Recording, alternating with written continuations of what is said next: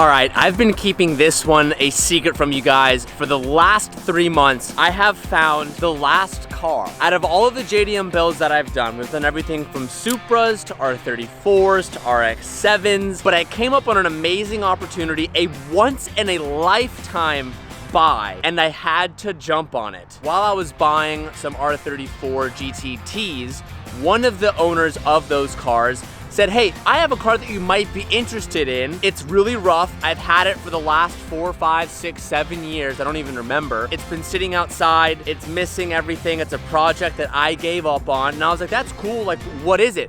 And he goes, it's a 1991 Acura Nsx. In the 1990s, the Acura Nsx was a groundbreaking sports car by Honda. With a mid-engine layout, lightweight aluminum construction, and a 3.0-liter V6 engine co-designed by Senna himself, it blended high performance with everyday usability. The Nsx set new standards for precision handling and reliability, leaving a lasting legacy in the world of sports cars, and dare I say it, supercars. From that exact moment, I said, please send me photos, send me some information about this car. What you would literally imagine to be the barn find in Forza. He sent me photos that got me so excited. The car looked like it had been sitting. It looked like an awesome restoration. It looked like a car that needed to be saved. And as much as I like buying pristine things, there's nothing I love more than getting an old car that needs a lot of love and bringing it back to life and putting it back on the road. Weeks before I ran into this NSX, I was this close to buying an NSX for $90,000 from Top Rank. I didn't end up doing it, and I ended up getting this one for a price of $30,000. I bought it, I did the deal, we shipped it here, we took it out of the trailer, we were blown away at what we saw. Wow, you got a roof scoop? Yeah, there's a roof scoop on it, I know, I saw that. It's definitely from a barn. There's a reason why we got this for really cheap. There's a spider in the headlight. Oh, what happens when it sits for years? Oh, it smells horrible in here, I will say. It is the most rough project we've ever encountered.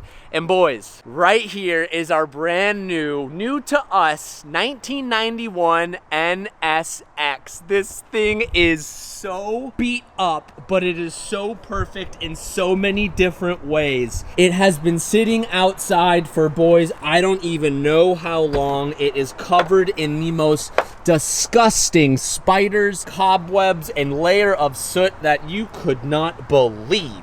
Oh my God. One of the most shocking things about this car is I think the rear hatch. Now let's see if I can even hear it is. I think that's how we open it. Check this out. This thing is actually littered with a bunch of really cool parts, and that's the beauty of the story. This was a show car. This was at WECFest. This had sponsors all the way down the side skirts. This was someone's pride and joy. And what makes it even cooler is the parts on this car are the parts that were cool back in the early 2000s, which is like the era we've been rebuilding all of our 90s cars to, starting with this amazing Lexan roof scoop rear hatch. And it's actually in fairly decent condition. I'm slightly looking at it and it doesn't look rusted. Everything's intact. I mean, sure, it needs to be polished up and it needs to be saved, but that's why we bought this car. That's the fun part. And then we open up this, and what do we have right here, ladies and gentlemen? An HKS intake. This is the really cool part about this story, because as we're diving into this, we're just finding more and more cool parts that, for someone like me, I think that's like one of the coolest things about this car. There's legit spider webs. I don't even want to touch that. This thing isn't even put together. It's missing its hardware. And I'm curious to see what exhaust this thing could even really be. There's no name on it. Not that I can see, at least. It's a little rusty, but it has an exhaust, and that's the cool part. Now you're probably wondering, it looks like crap. Does it even start? Let's go! I don't know if it has a big exhaust leak or maybe it's misfiring, but it kind of sounds like it's rattling kind of weird.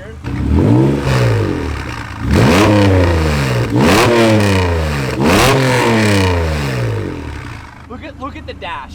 Check engine light, TCS. Well, of course we have the brake light on, but then we have, at least it knows that the doors are open. Now, as you can see, it runs. That's awesome. That's definitely a plus. But previous owner didn't have the time or wasn't able to find the problem.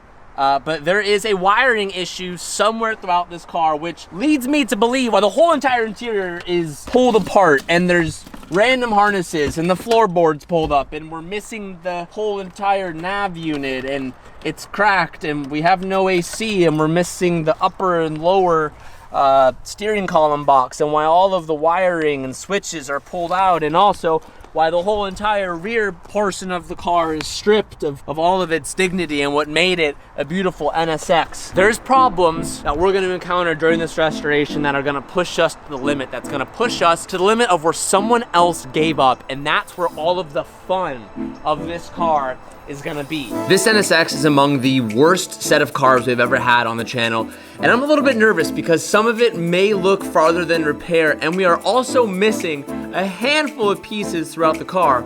But luckily for us, I got them! We got some of the abandoned parts. This is the worst front bumper we've ever seen. But look at that, he had style, look at that. He had some turn signal tints, and what I think is really cool, whoa, this side skirt. You can kind of see the vision. Can you kind of see it? oh yeah, for sure. Look at that. That double vent is cool. Yeah, so here's another cool piece. These are like a carbon insert that you could get for the rear quarter panel. Oh, also, I didn't even mention the wheels. Are you kidding me? These are not stock wheels.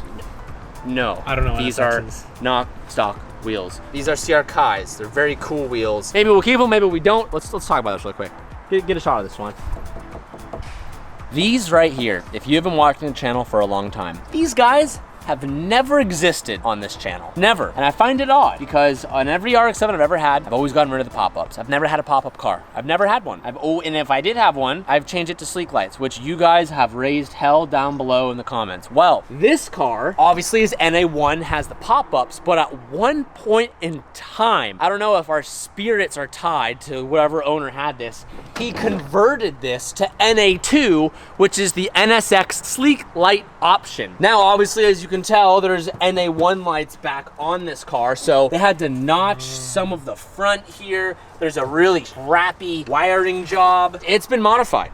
There is NA1 headlights back on the car. We got so close to owning an NSX with no pop-ups, but I do enjoy the pop-ups, so we will be keeping them on this car. I know you haven't opened in a while, but come on, baby, let's make amends. I'm about to save you. I'm about to save you from the junkyard. Oh, wait. Go back there. There's a button right here. I think I heard something. Pull up on the wing. Okay, I hear a motor. I hear something working. Don't press that button for me. You hear that, right? I see it. Look right through there. Off to the corner right here. Oh my god, yeah, it's moving. I'm the wrong hand to do this. You want me to try and get my thingy in there? No, I got it. Yeah, I want you to do it because this already hurts. Right. If you look at it, you can see it move. Yeah. It shouldn't move. So it's taking all the energy from it. So push it against the thing. Can I try it? My hand's on it, but... Oh, wait. Hold on. Take your everything out of there. Yeah. Get out of that hole, boy. Dude, we can't tag team her like that. Attaboy. Wow. Attaboy. Oh, that's disgusting. There is a handful of stuff in here. The first thing that is glaring to me are these pair of shoes, and they are fossilized. Dude, they're stiff and crusty. Looks like Dylan's shoes. Oh, God. I wonder if there's any shit. Ah! You fucker. You got me, you fucking piece of shit. Oh, that made me jump. Gotcha! Dude, that's kind of like the vibe of this car. It's like you're just like waiting for a black widow or like a big killer insect. I was gonna put these. I was gonna put them on, but no, that's an egg sack. Ah! You fucker! Do you see all these? Yeah, I saw all the cobwebs and It's just a thing for golf balls. It's hardware. Drink from it. How much money? $500. $500 to drink from that? There's liquid in here. There's not. Ugh. Oh, that's gross, dude. Oh, my boy loves to party. Let's celebrate. Let's go. I was just watching an episode of Mythbusters last night. What happens when you smack two hammers together? Ooh, what happened? Nothing. How ironic. A rusted WD-40 can. You think there's anything in there? Whoa! A Dremel tool. Nice, we need one of those. Tools, hardware. If this is a 10 mil socket, the car gods are blessing us. It's a 10! No, he's probably like, where's that 10 mil socket? This is...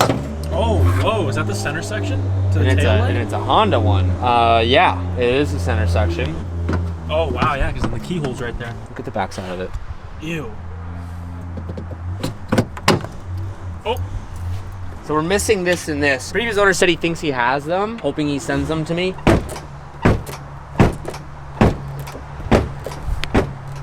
It won't fly off or up. It won't, there's downforce. We'll drive with it loose.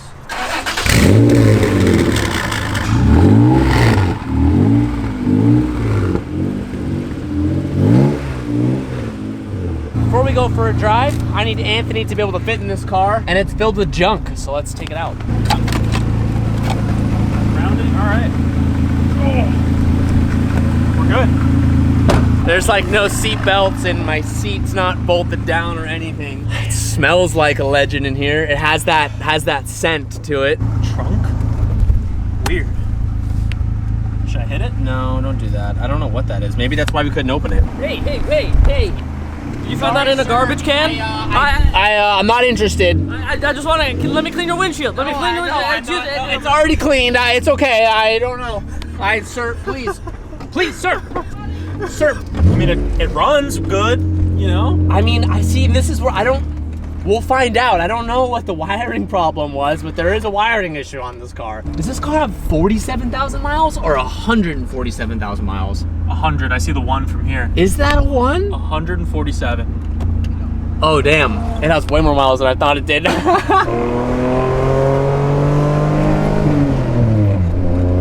Wow. Wow. Oh, it's tight. Dude, this thing has better handling than some cars that come out today. Oh my God. Now my whole steering column's a little loose, but this thing, well, I'll have to put it up on the lift and look underneath the car. I don't know if it has any aftermarket arms or suspension, but the car doesn't drive straight and the steering wheel is really vibrational, but when I turn, it turns. It turns. It didn't sound too great when we revved it, but... We'll do a pull. Okay. Are you ready? Yep.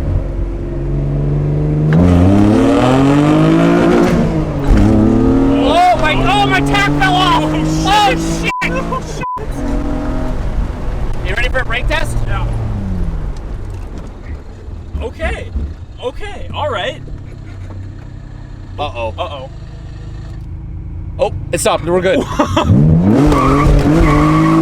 my seat! Look at my seat. Watch my seat. You ready? Yeah. Attack! Oh, yeah! Dude, VTEC's crazy! Oh my God. For sitting for 7 years?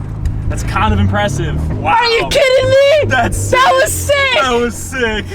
I was always told the NSX is slow and this and that. It took the seat right out from underneath me. Did you see that? saw I that. went like this. She's like a low-key baddie with like really bad makeup.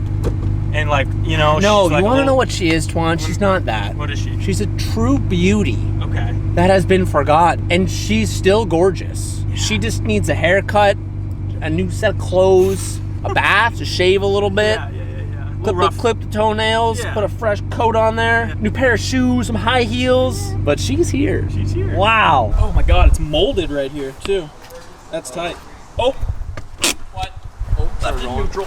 Finally! Oh my goodness. It's exactly what I thought it was gonna look like. A Miata. Did you find this in a gutter?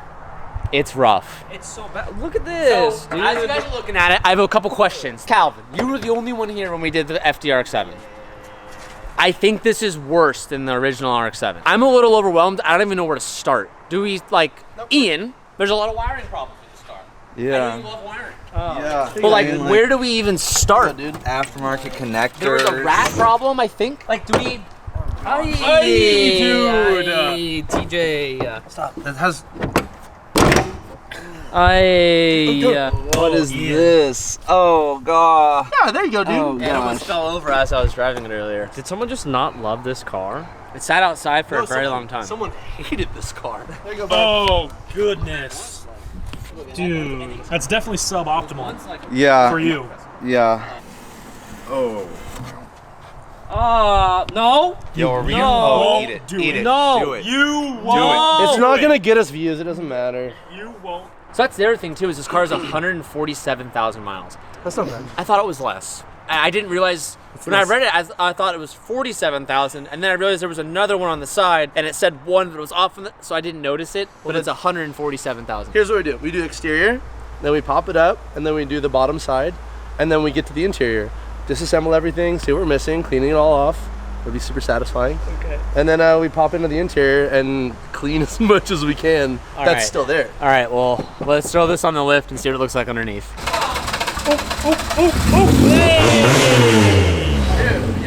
I didn't think it was gonna start.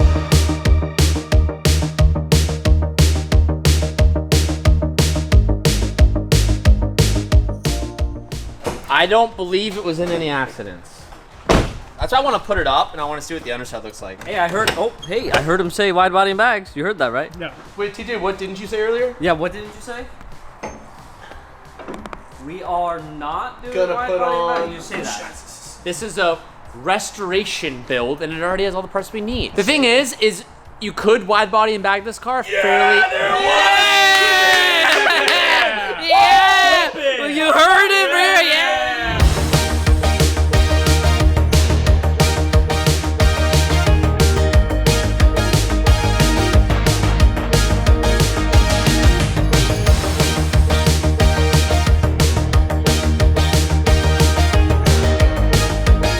I think it has adjustable arms. Very stiff chassis. What? Oh. Very stiff chassis. If this is factory, I'd be shocked. Oh no way. Breakdowning. The weight Wait, are savings these- they did on milling all this out, super rad. Come look at this side Kind of though. looks like two. These are gonna look sick. Oh wow. Oh wow. Dude, look.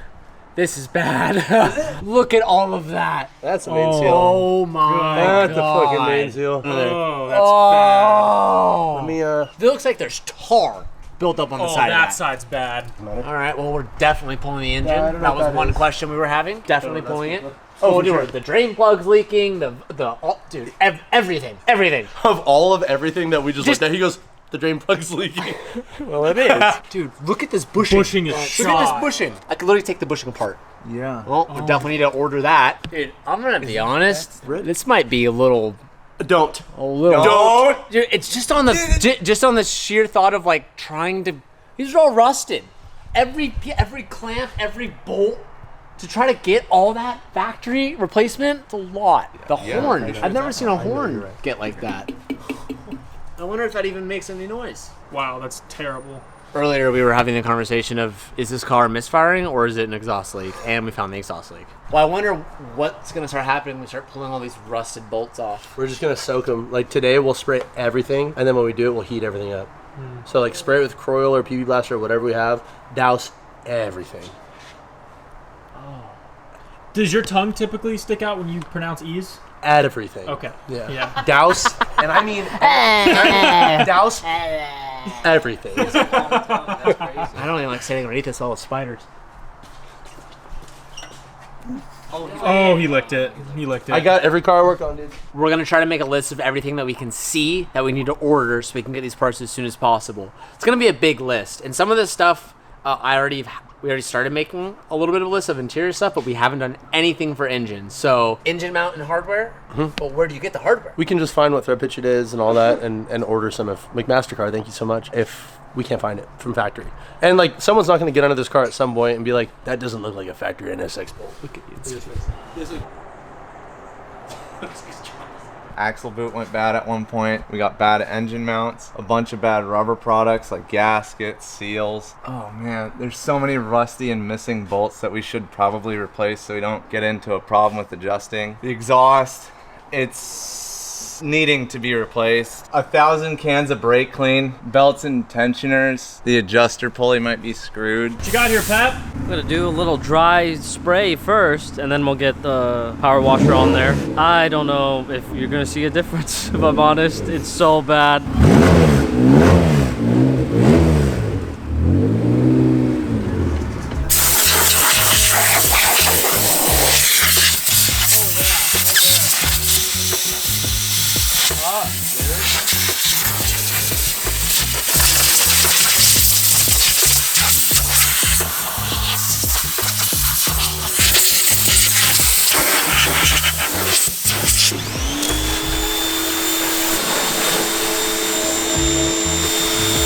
There you go. Boom, boom, boom. Blah, blah, blah, blah, blah. Are we ready? That's not the car. That's not even looking at it. Ah!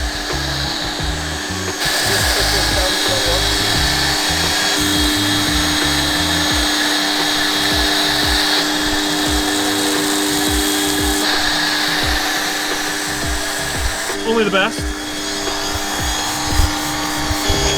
Hey, hey, hey! Dude! I was shooting. Hey, when you just hanging out with the boys, Dude. it happens.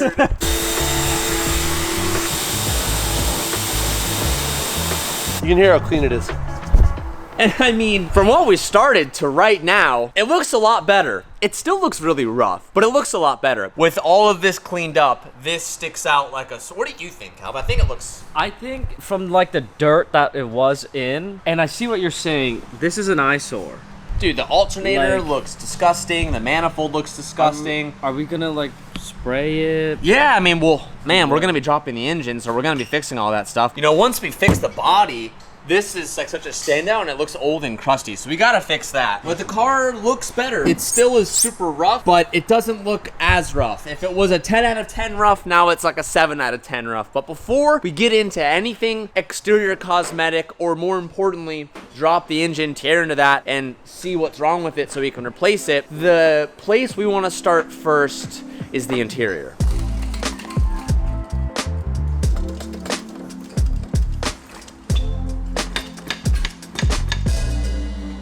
Oh, there you go. Look at what this floor looks like. My goodness. We have to clean that. But first of all, we have to take these seats out. Luckily, they're not bolted in. So as you can tell, these seats are super hammered and they're torn up and they're almost like beyond repair. But for the sake of the video, we wanted to try to clean them just to see how they would react if we did need to save them. Now, like I said, these are beyond usable. They're disgusting. But something that's even worse than these seats is the carpet. I've seen a lot of dirty carpets in my life. I have to say, this takes the trophy of the messiest, most abused carpet I have ever seen. This is wild. I've never seen anything like that. This, ooh, is this from rats? That's from me. I put it there.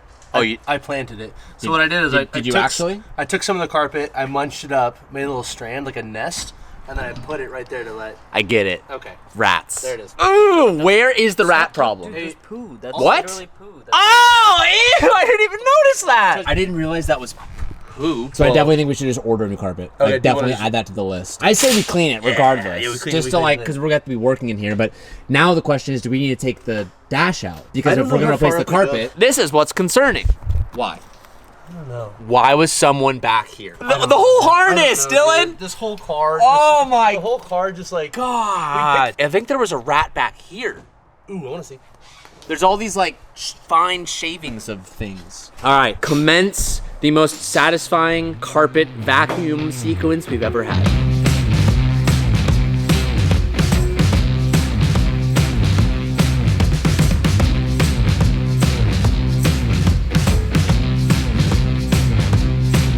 Would you stop your guns if I had you on my side?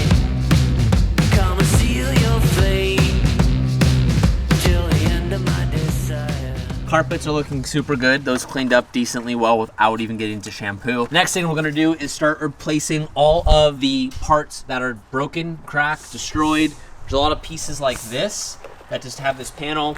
We already got this stuff on order, but we're gonna start removing all of the disgusting pieces, and no one is better at removing interior than my boy Peppy. Okay, I learned very quickly from the RX-7, not the Veil side, but the other one, that these pieces are expensive to break. If anyone remembers the vent, the AC vent,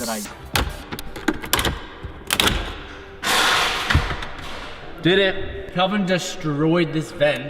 Yes, you did. But it was a $400 AC vent. And when we were taking it out, we just broke it, and everyone in the comments was like, yeah, I can't believe you just broke that! This one has to come off, and this can't come, then you pull up on it, it's already f***ed. Now this is underneath this part, this was already broken. Oh my god. This was already broken. Then this has to come out before this, so I'm like, okay, what can I pull on? I pulled on this, and this could come out. Then Which the wiring, was the wire like that? It was just no, so this is dangly boy? whatever this is, that's But I aftermarket think for they make sure. horns, Someone too. drilled that and put that in Yeah. there because this is just a mess. There were 2 bolts in here that allowed this to come out, and then this comes out. Okay, well, That wasn't me, Teej. This comes out, and then there's these 2 bolts right here, and then this dash piece could gently come out without falling in half. It is hanging on by like a pubic hair, bro. where's, oh, is it? A bunch of plugs. Oh, it's in the back, I got it. So I think this is clearly rat damage. You can see little chew marks, the shielding on the outside of it. So this is like a communication cable. And so I tried, some of these butt connects are from me from trying to repair to see if we could get all the codes to go away. There's prior repairs that are a little too tight to me to double check and replace all this stuff. Realistically, if we can't get these codes to go away, I think a good first spot to start is on this guy. Which sucks because there's a few different harnesses throughout the car, but it seems the rats were in that corner of the car and chewed some of the main chassis harness, which is what some of the codes are on the car. So rather than spending hours and hours and hours chasing that and fixing that, and even over here, there's a lot of attempts made. The main chassis harness is something that's so readily available and you can buy secondhand. So we're definitely gonna buy that and immediately swap that in. So should we just start removing this main harness now, or is that? While we try to figure out what the best situation for the wiring is, Calvin and I divide and conquer and tackle the interior and continue to remove pieces so we can clean them. And the key to this car getting done as soon as possible is splitting up individually. So we send Dylan off to clean the interior. I got this little Macola steam cleaner from Amazon. I'm going to try it on this interior panel right here. It's pretty dusty, it's pretty dirty. Normally I would use like a Meguiar's product or like a citrus powder cleaner. So I'm curious to see what this does without any product. So Like just clear heat, water, and steam. we're gonna do it on this one just to show you. Properly, you would saturate it with a good product like the Meguiar's product or a citrus cleaner, etc., to break everything up. Yeah, And then you use the steam cleaner to kind of like agitate it. Yeah. But it's already here, and I think it'd be a really cool reference since it's already a little rat bit. If we need to get another one, Yeah. we'll just get another one. Oh, that's pretty good.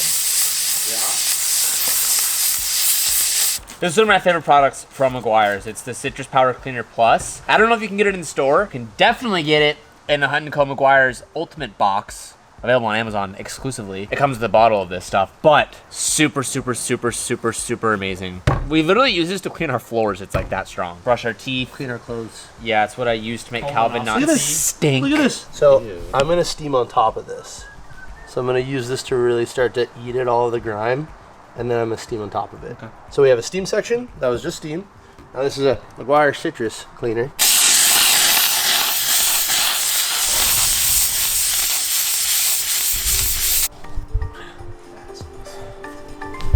Sorry, boys. Hey.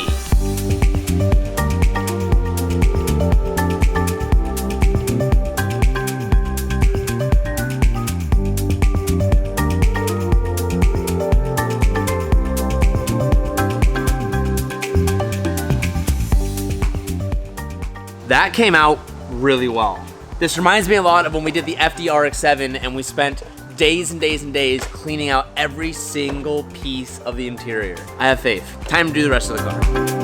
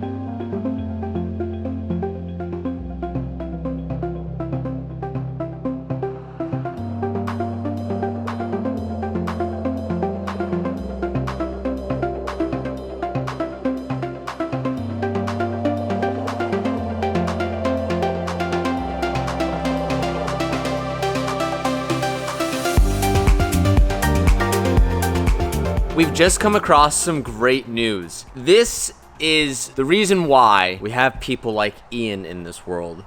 Ian is a smart motherfucker, and he has found the wiring problem with this car. Remember, the reason why this car was given up on and why it was abandoned for so long was because there was a rat that got in here and developed a nest and just started chewing random wires. And if you're not comfortable with wiring harnesses and you're not comfortable with going through wiring diagrams, it's a very daunting thing to try to fix or find. Ian has made a shocking discovery, and I'm gonna have him explain it. Okay, so when we got the car, had a check engine light, busted wiring, and a traction control light. These Hondas, they got a little check connector that you jump, and then it'll read you all the codes. It's the blue connector with the white wire sticking out. You're supposed to jump that guy. Then it's pretty sweet. Like the check engine light and the traction light will flash. There it it just is. blinks.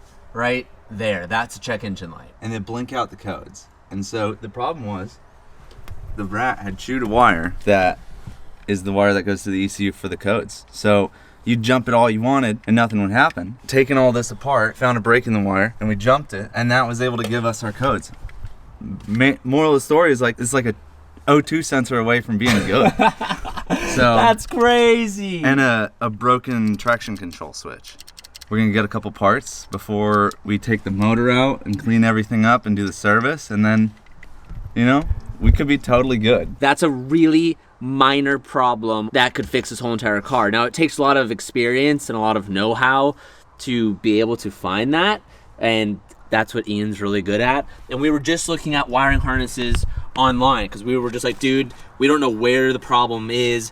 We're better off just buying a wiring harness. They're thousands of dollars and replacing the whole entire thing and hoping that that fixes it. But with the last minute ditch effort, Ian found it and was able to diagnose the check engine lights and the codes, and we know what to replace to get this thing to have 0 codes. And at that point, it's just putting this whole car back together, dropping the engine, servicing the whole entire transmission, servicing the whole entire engine. We're still a lot away, but the wiring was the biggest unknown about this car. That's awesome news. So I just ordered a new carpet. I wanted to get a red carpet, but I didn't. Red seats, we didn't get red. I'm not gonna say what we got, but the interior is tan, so I feel like I can't add red carpet to a tan interior. That would just look bad. Oh God. Oh, I love it. Goodness. I love it. Oh. Now that the carpet is out, Ian is gonna keep on diving into the wiring. Calvin's cleaning the seats, even though we're not gonna be using them. We're gonna try to resell them and get all the money we can back from this car. I'm gonna go ahead and start cleaning the rest of these doors because we finished most of the interior pieces. All we have is the doors left and the roof. We are literally dousing the whole entire car with a bunch of different Meguiar's products. We've been using the detailer to kind of just clean it up, but we're gonna finish off the door with the protectant. It's gonna give it a coat of protection, obviously, but it's also gonna give it a shine. It's gonna make it look a lot nicer than what it looks like right now.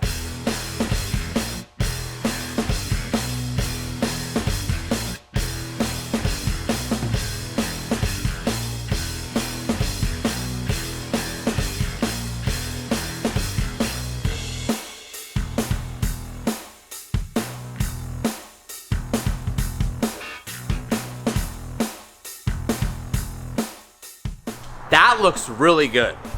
It looks perfect from back here. The speaker mesh needs to get replaced. I'll find one, don't worry about that. But the door looks really good. Way better. You kidding me?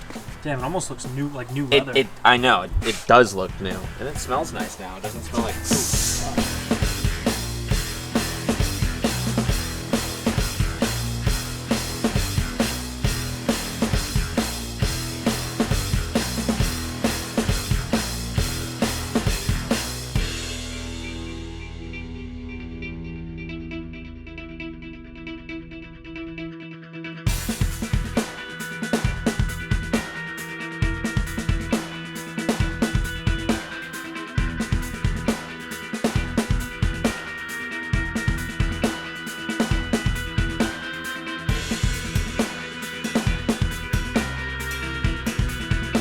Now that we've cleaned all the interior pieces out of the NSX and Ian has figured out the wiring issue, the next thing we gotta do, drop the engine and get ready to take it all apart. Oh my God! One more?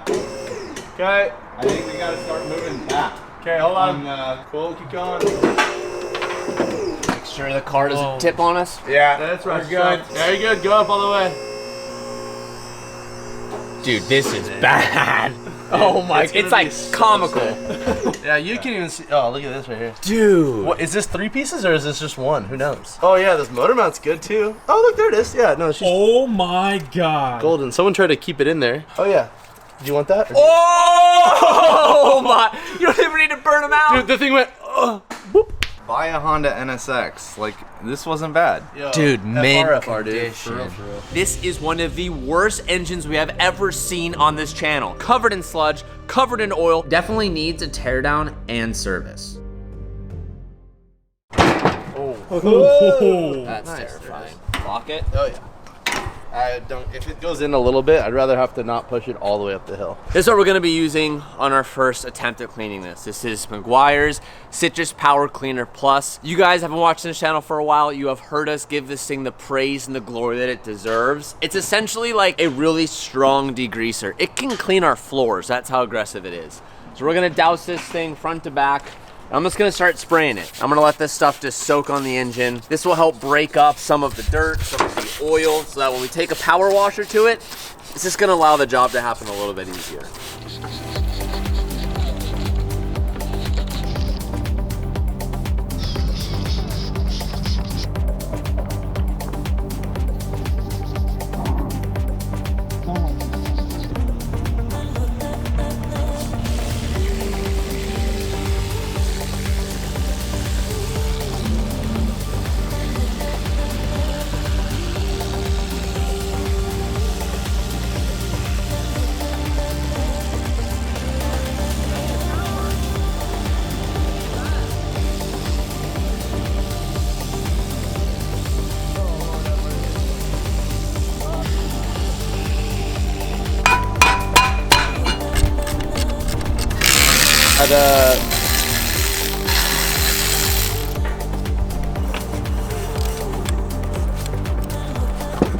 We're gonna sandblast this because getting it vapor honed or sandblasted by someone in an enclosure, we have to disassemble this whole subframe. It's multi-piece, which is cool. We'd have to disassemble it, bring it to them. It's a lot of bolts we have to take off. We don't want to do it, so we're gonna do it here, like we're trying to do with a bunch of stuff. And you can watch us sandblast this whole lattice work of subframe. Yeah, we didn't want to return it anyways, you know? They'll take it like this. Thanks, Harbor Freight. So basically what happens is the air flows through the gun like so, and as it goes past this hole, it vacuums media into the stream. Dill on the... I'm Dill Nye the Science Guy. The white Dill.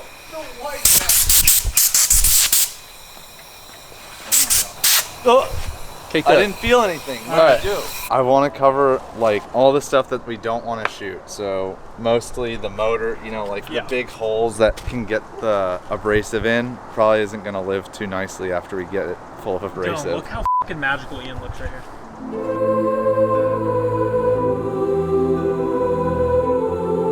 Ian, you look phenomenal right now. Yeah, I know. Now give me my sand. Why don't you just take a box cutter, cut like a square in it, and then you can just use it as a funnel to dump. He's so smart. I'm so smart. Hey, where's your thing at? Give me the thing. Give me your fucking thing, man. Yeah. Oh, his breath is so warm. Alright, blast away.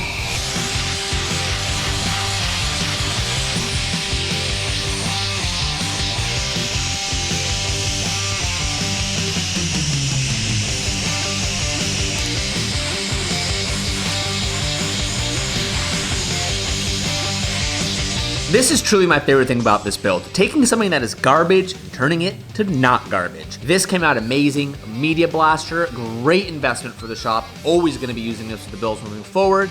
And just look how good this turned out.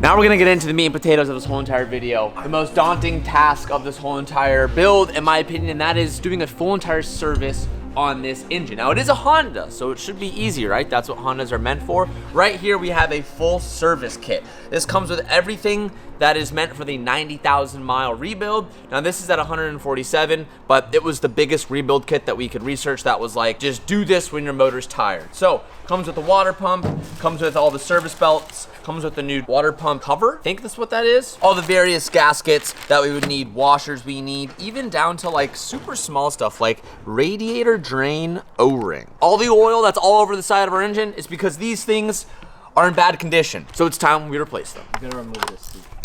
I'm just putting this bolt back. Oh, mama. Dude, Ian's really speed running this. Ian's fucking just breaking them G, apart. dog. Are you kidding me? Look at him. Actual size, 10 millimeters on it. Like a deep. You're doing a great job, Pete.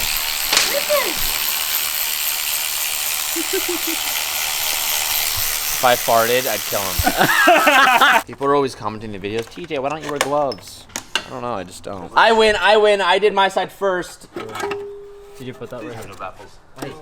Baffled. There's baffles. Ooh. Smells me. Someone didn't do usual oil changes in their proper service What do you interval. mean? I thought this car was kept really well.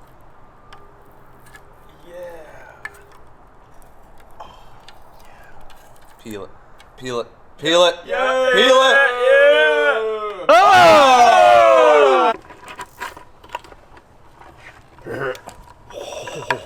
That one's gnarlier, bro. Look at it. Somehow. We noticed all this weird stuff when we were starting to clean it, and then we were thinking like maybe it got so hot at one point that a gasket started to break down. You come up front, and man, it just goes all the way up in there. Now, as we're cracking into this engine, there are a few comments that we're seeing repeatedly over and over again that I want to go ahead and address. The first one being that 30 grand is not cheap. How could you call 30 grand dirt cheap? You guys have to listen to what I'm saying. An NSX on the super low end, 80 grand, but on an average end, $95,000 to $100,000. So when you buy an NSX for third of what they're normally going for, that's about as cheap, if not the cheapest sale in the last few years of an NSX that is running and driving. So yes, 30 grand is cheap for that car. If you spend 30 grand on a 240 that doesn't work, then that's not dirt cheap. But if you spend 30 grand on a car that goes for typical 3 to 4 times what it normally is cost, trust me, from someone who has bought many wrecked exotics that you're buying for literally almost half the price and their salvage title, buying a car for a third or fourth the price is pretty dirt cheap. Another comment we're seeing a lot is that you should switch to a full black interior and get rid of the tan. And while yes, I do agree with a lot of you, it's just not that simple. Finding a full, complete black interior that's just for sale somewhere has proven to be pretty close to next to impossible. If it were that easy, we would have absolutely done it. And for those that are suggesting that we go ahead and just dye or paint our interior to make it black, I've heard good things about that and I've heard bad things about that. And I want this NSX to be as beautiful as possible, and I don't want to risk playing with dyeing my interior or staining my interior on a car that I really want to look good at the end of the day. So I'm not gonna be switching to black interior. And I've even seen a few comments from you guys saying that tan is a rare option. Not sure about the validity to that, but I'm okay with tan for now. While the boys continue to take apart the rest of the engine, I'm gonna go ahead and start disassembling the baffle because we're gonna repaint this and save these because these are really expensive. So before we get the media blaster and try to blast all the stuff off, we're gonna disassemble everything. So I'm gonna go ahead and get started.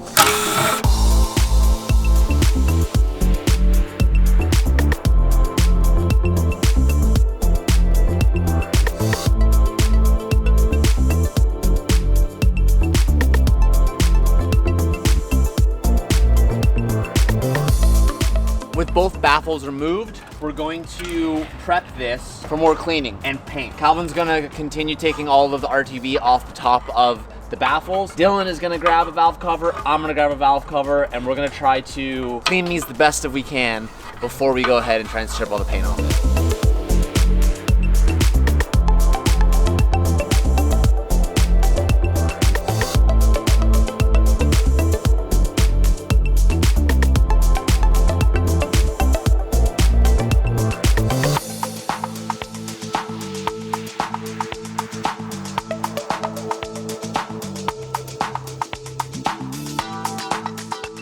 While we've been cleaning and brushing away, Ian has found more great things about this engine.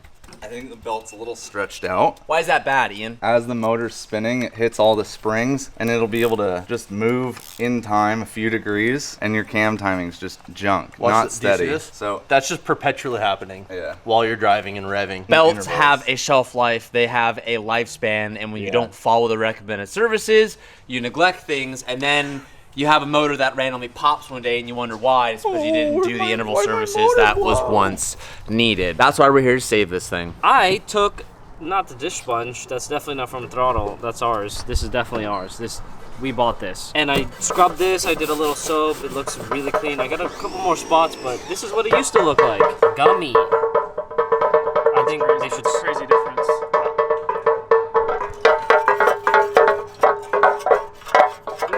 Why are you telling us cleaning, dude? Sorry, guys. Oh god.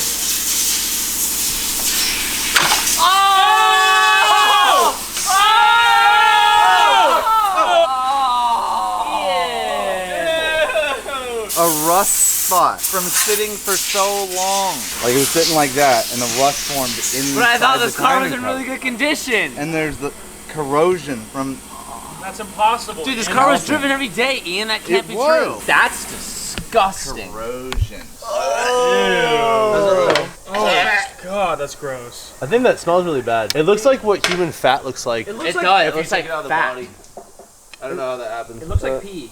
No. I think that your pee shouldn't be chunky and creamy, Calvin. What? Oh, I need to go to the doctor.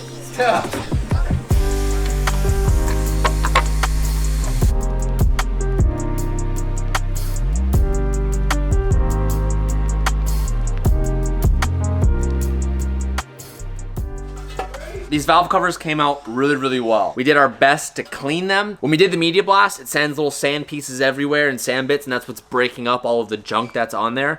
I want to note that we cleaned this 3 or 4 times. We used dish soap, we hand washed it, we air dried it, did that a few more times because it is critical that when putting the valve covers back on that there is no sand residue because the tolerance of the sand is thicker than what's going to be in the oil. So it's a great way to clog stuff in the engine and have a catastrophic failure. So this is thoroughly cleaned. Now before we lay down some engine paint, I'm gonna heat them up because they are cold to the touch. It's pretty cold out right now, and I know I'm in California and it's pretty cold. It's about 60 degrees. Could even be like in the high 50s. That's cold for us. I'm gonna use this heat gun. I'm gonna warm this up. It's magnesium and that scares me, so I'm gonna be a little bit careful, but before we lay paint down on this, it's crucial that it's at least a little bit warm. So the paint we're gonna be using is called VHT, High Temperature Wrinkle Plus. I love this stuff because it lays down very, very heavy. And once I spray it down, I'm also gonna be heating it up. This stuff is thick, so it has a very long dry time in between each coat, which is about 2 hours. And that's at an outside temperature of 60 to like 100 degrees. As I start heating up the paint, you're gonna see the wrinkle effect happen within a visual eye's difference. This is a mental reminder to start doing more DIY Wrinkle Plus spray paint jobs because they just look amazing. These came out great. Now while they dry for the next 30-40 minutes or so, I'm gonna hop into the engine bay with Cowl because we're going to clean it because that is something we still haven't done yet.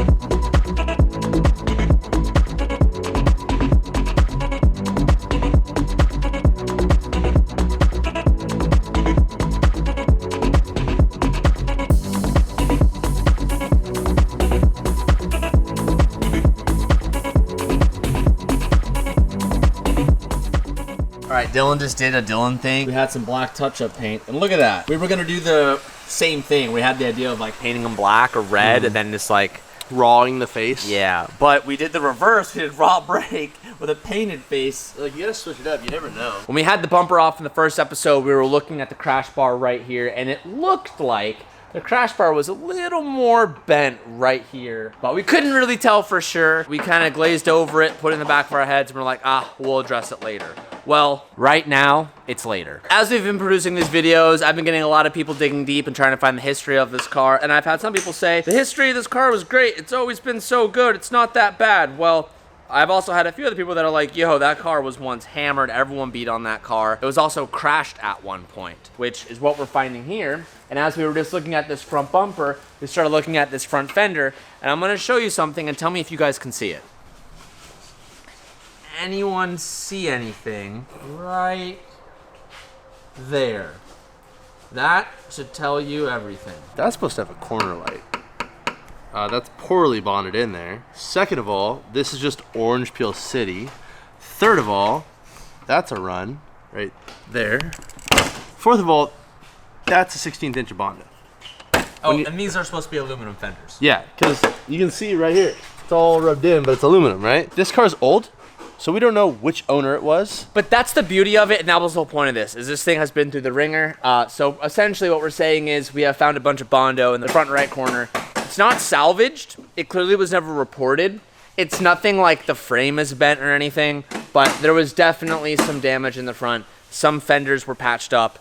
There is a bunch of Bondo, and now before we change the color, it is up to us to redo all that work, fix it, and get it proper again. It's the next morning. We had to do another coat on this because I screwed it up, but they look great now. So before we put these back on the engine, we're gonna install the baffles. Now that they're nice and cleaned up, there's no more sludge or residue or anything of that sort. So I'm gonna throw all these back in, and then we'll install all these gaskets, and we'll chuck them back on the car.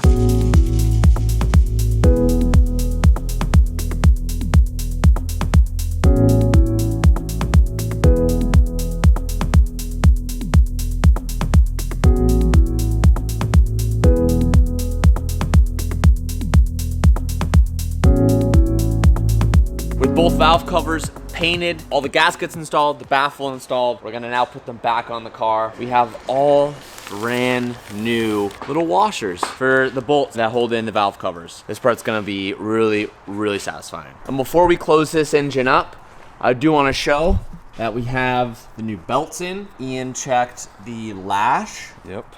We put in the new water pump, new water cover. 2 sensors. Oh, 2 sensors, new belts, a whole bunch of cleaning. There's some residual stuff that just won't come off. Yeah. But it's the best it's ever looked. We're very satisfied with that. Nothing like a fresh stick of Honda Bond.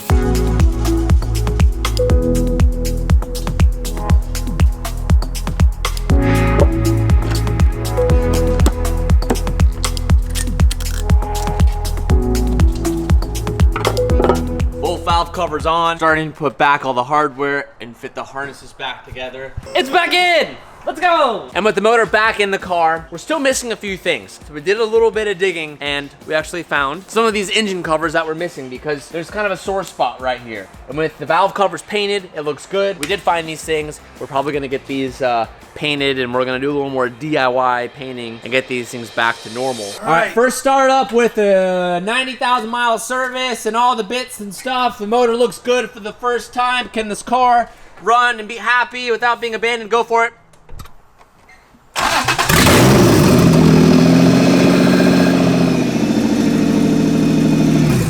That's impressive. I wasn't expecting that. Well, that was pretty flawless. We're actually still waiting on a few different coolant hoses and bits and pieces for the engine that we still haven't received yet. So we're actually not gonna put coolant back in this. We're not gonna tidy it up quite just yet because we are gonna be replacing those things. Today's video, we're gonna be focusing on the front end of the car because there is a lot to address up there. So let's get started. So while we are still waiting on a few more suspension components to come in, we're gonna go ahead and just tackle the brakes while the car's up in the air. We have a bunch of new rotors, and as you guys saw in the last video, we're gonna be keeping the original brake setup, and we were able to, rather than repainting them, we were able to just clean them up with a wire brush and bring back the silver, and it looked really good. So when we throw on new pads and we throw in these brand new rotors, the brakes are gonna look a ton better. Don't be fooled, these aren't black. This is just the coating, and when the car drives, it's gonna be silver, so I don't wanna see any comments about these things being black, not silver, because it looks kind of weird.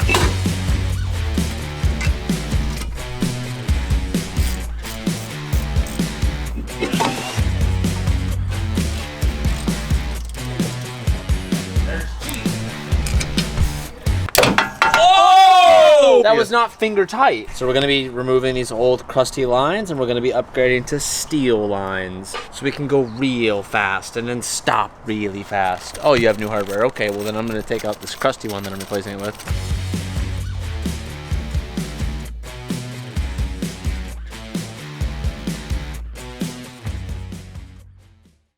The next area of focus is going to be the front end of this car because as you guys also saw in a previous video, this whole front fender was filled with Bondo. We actually have a replacement coming because one of you guys, Brian Urlodge, I hope I'm pronouncing your name correctly, has been a really big help with getting spare parts for this car because he has a massive collection of NSX stuff. Shout out to you, Brian. He's sending us out one of these fenders because it's just way easier to replace that. This area looks like it was in some sort of impact at some point.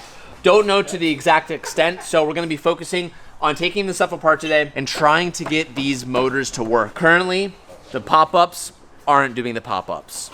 They're just stuck on the ups. They don't do the pop-ups. They're just on the ups. So we're gonna try and fix that. Oh,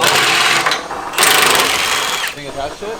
Nope. I'm trying to see if the frame looks any different. I don't think so. My deduction was that the hit was above the bumper line on the top of the bumper. Right, the fender bent this back a little bit. It bent the top of that bracket only. And then if you look at this little auxiliary cooler here, come look at this one. Flat across, look at all the rows, flat across. And this one just looks like Rocky Balboa. He's like, come on, I can take another one. He's got his eye all sunken in there. Well, we're gonna go ahead and, you wanna remove the buckets first? Just to Yeah. just to make some clearance? Yeah, I think everything's loose anyway, so. I couldn't tell.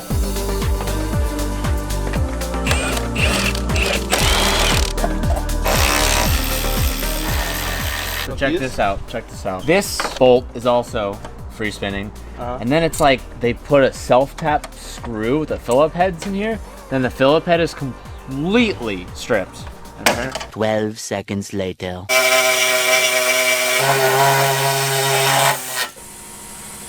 You guys, Ian just made an amazing discovery. You know, this is why I call Ian the big brain guy. Look at this. Follow me. So these headlights, when we got them, were up and we couldn't figure out how to make them go up and down. I was like, damn, the motors are smoked, the wiring is smoked. Well, I don't know what we're gonna do. We're gonna have to get Ian to figure out some electrical. So, oh! Turns out they were never broken. We just didn't know where the headlight button was and Ian found the button. That's him winking right now, effectively. In the last like 5 minutes, we've had like 3 different parts get dropped off for the NSX. Some of which I'm not gonna show you guys yet, but one of them I am gonna show you because we're desperate for it and we really need it, and I got excited and I already opened it. I know this isn't anything aftermarket, but I'm a sucker for pristine, brand new taillights on 90s cars. If you guys watched my S14 240SX rebuild, I bought a ridiculously expensive set of S14 taillights because they were just like absolutely mint condition, and I've done the same for the NSX. These haven't even taken them out of the bag yet. So to my understanding, they are used. I wasn't able to find any brand new in box. Unfortunately, they don't come with any of the bulbs. And I think the harness that we have right now was all converted to LED because the previous taillights is this. These look like a knockoff Car Shop Glow taillight, which I love the Car Shop Glow taillights for this car. I was gonna buy them, but they're like $2,000 or $3,000, and I was like, damn, I don't know, because I really like just like a clean stock NA1 version. Not a big fan of the NA2. The NA1 version, those are the taillights you want. And unfortunately, these are cracked and pretty destroyed, so we really can't use these anyway. I'm gonna go put these in even though we don't have bulbs yet because I want to see them in. And look, we also have this. This piece is like $400 and our car had it. Oh, you got a new one. Oh, no, that's the one that we found. This is the one that we found. Oh. Yeah, it is the center section. Look at the back side of it. Ew. But this is the missing. Oh, yeah. What happened? What's going on? Get what? Every NSX owner that has ever changed the taillights are like cringing right now. I'm sure there's like a method to this. Some dude walks on, he's like, and he goes, Yeah, or maybe you just smack it, I don't know. Yeah, the foam right here is like super firm. And when you try to put it in topside first, it doesn't quite line up. Ian did it. I don't know how. I don't want to know how. Big Brain's winning this day 10 times over. Did you see all the comments about your headphones? No. What? Which one? Hell yeah, dude. They're Game blown sees out, game, dude. Yeah, Oh they're my absolutely blown out. If anyone owns a headphone company that wants to sponsor Ian a new set of headphones, I blow through them, dude. I do not treat hit them us nice. up. It was one of the top comments in the last video. It was like, Ian's headphones are tired. I bet you when I put this in, Dylan goes, oh, I need to polish that first. Watch this, watch this. You clean that thing up or what? Yeah, it's good. Oh, yeah, bud. One small victory. I don't know the same.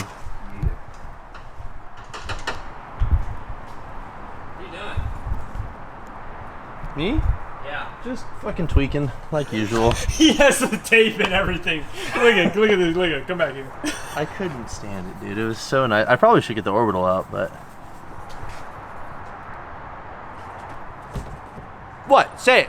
What? Say it. I'm surprised it took you that long, I'll be honest. It's been about 10 minutes since we shot that last clip. And I knew it would happen, but I didn't know how long it would be. I said this in a previous video, but Anthony forgot to include it. I don't know where.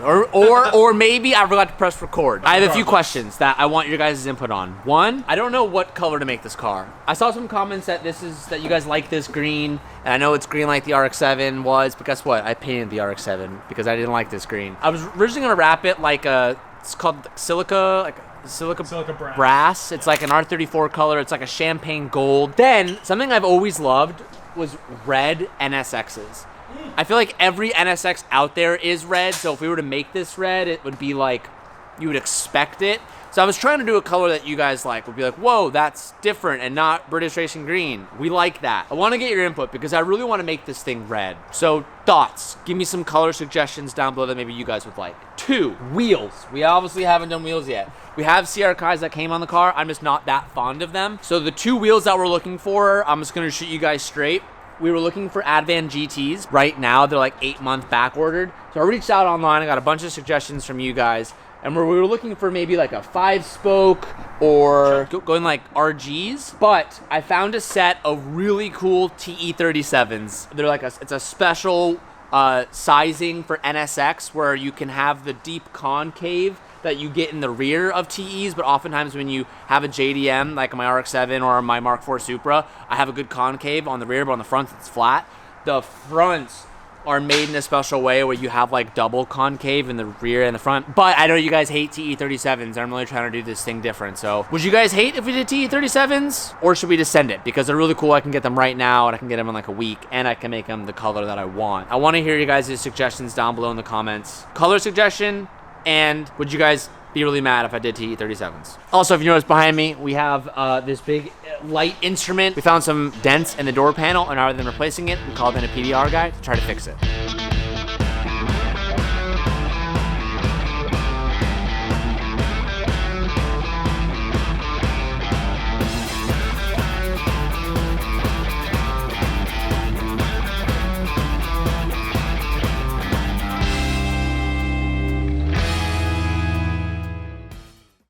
Finally got our new carpet in because the carpet was so disgusting and hammered. What makes this carpet different than previous carpets we've used is we actually have to do a little bit of adhesion. We've only ever done carpet once, and that was when we did the RX-7 Calvin just vacuum disc. I already got little stubbies on it. These were 2 panels that were used on the trans tunnels. We're gonna be reusing these and gluing the carpet onto the pre-existing carpet. That's what we're supposed to do. It's really gross. No, dude, it's good.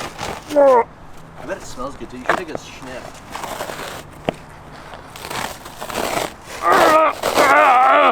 I beat Dylan because I'm stronger than him.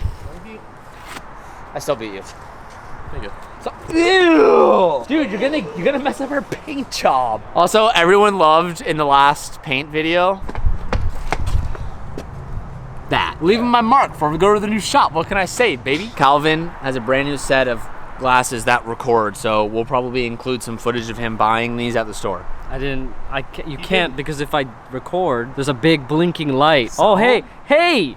What's wrong up? with that? What's wrong with that? Hey, Dude, guys! Did you know Yeah, that? you can. Did you know that there's You can tell. 36. Can I try them? There's VR in these things. Calvin, what are you watching? Nah. All right, it's time to get down and dirty. I kind of like these glasses, Calvin. They're kind of dope. You look like They Peter look Parker. great on. They Do look I? great on Teach. But like, which era though? You know? Like Spider-Man 1 era. Tobey Maguire? Tobey Maguire? Cringe, are you kidding me? No, ours died. No, whoa. You watch your mouth. Whoa, hey, You watch your So mouth. who's the best? I mean, Toby's pretty good. I like Tom Holland a lot. And He's then aight. it's Toby, and then it's whatever the other The guy's guy, Andrew Garfield. that guy. Andrew Garfield. All right, let's get spraying, baby.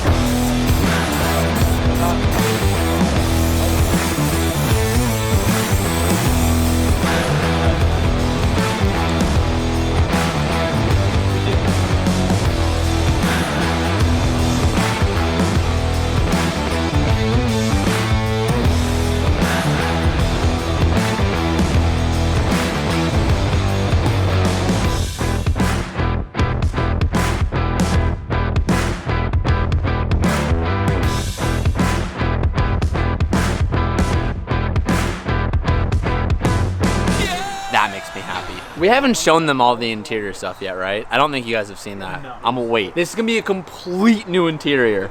That's where we've spent most of our money, and I'm gonna do it. I saw someone was like, you should do a cost breakdown of it, everything gets spent to get it back. I will. I'll say this, majority was spent on the interior. Let's put these in.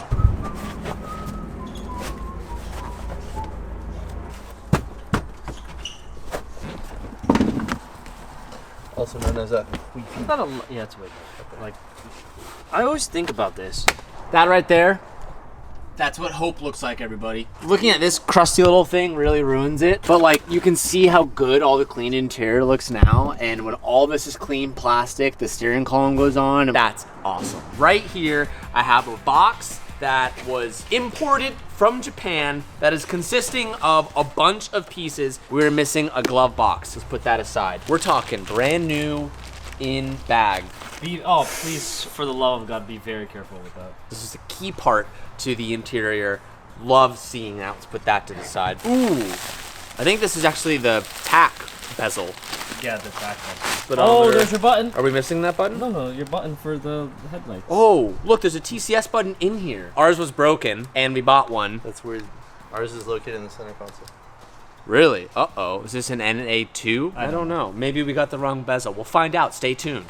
This is good, Cal, right here. This is R34 style restoration. Oh, really? Look at that. Brand new window trims. Yeah, window trim. Brand new unboxed window trims. Look at the felt. You see the felt? Fresh. Fresh felt. Not dirty. Not dirty felt. We love that. Honda. Honda. What do we got, Cal? Oh, Okay. baby. All right, yeah. Don't break yeah, that. Yeah. We know all about this. That is a very, so it falls off the table and cracks. Yeah. Here's the old one. Looks pretty clapped out. Here's the new one. Absolutely brand new. Fresh. Let's get a close up on the button press. Oh, just a very. Old one, Oh, new one. nice. Fresh produce. That's good looks right there. I don't even want to touch it. Cal, look at Don't that get it leather. dirty, please. Oh, it's fresh. It's like Dude. factory new. Ooh, this is heavy. This is really heavy. Oh, that's a good piece. It's really heavy. Yeah, that's the thing you're gonna interact most with. Oh yeah. my gosh.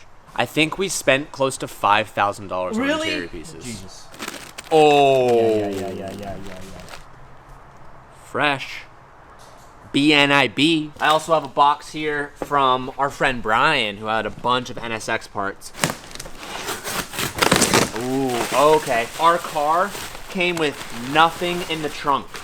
So he actually had a spare trunk liner. Look at that. Oh, look at all the. Oh, they're all the bits. Yeah, that's huge, Nice. dude. We didn't have any of that. Finding lips for this car is pretty difficult. The style that I wanted, we couldn't find anywhere, but he actually had one, and he said it's a little bit damaged, but it's repairable. So I said, oh, we'll take it. So you can see right here, there's a little bit of damage, but nothing a little Bondo can't fix.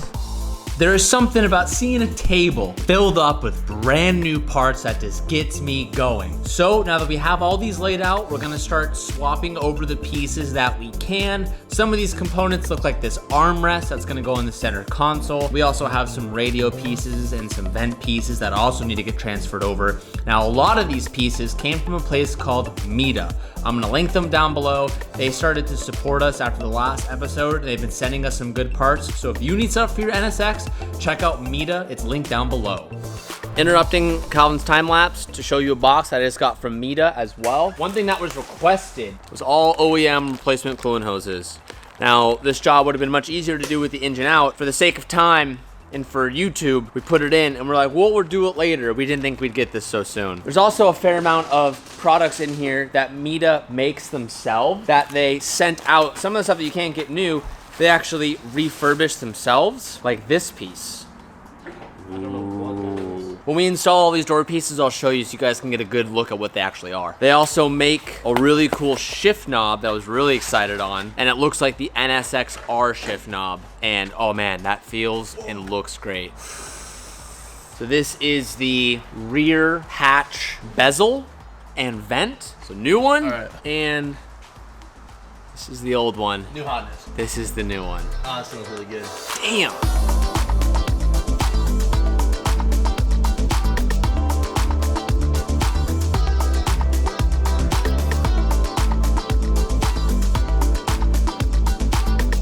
While we're in the back, I'm gonna go ahead and install our new wing. This is like an NSX R style wing. Very popular and common wing among the NSXs for good reason. It looks really good. Let's put it on.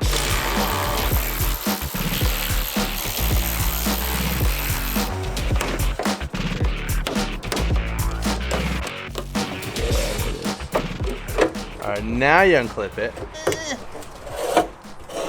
Nice.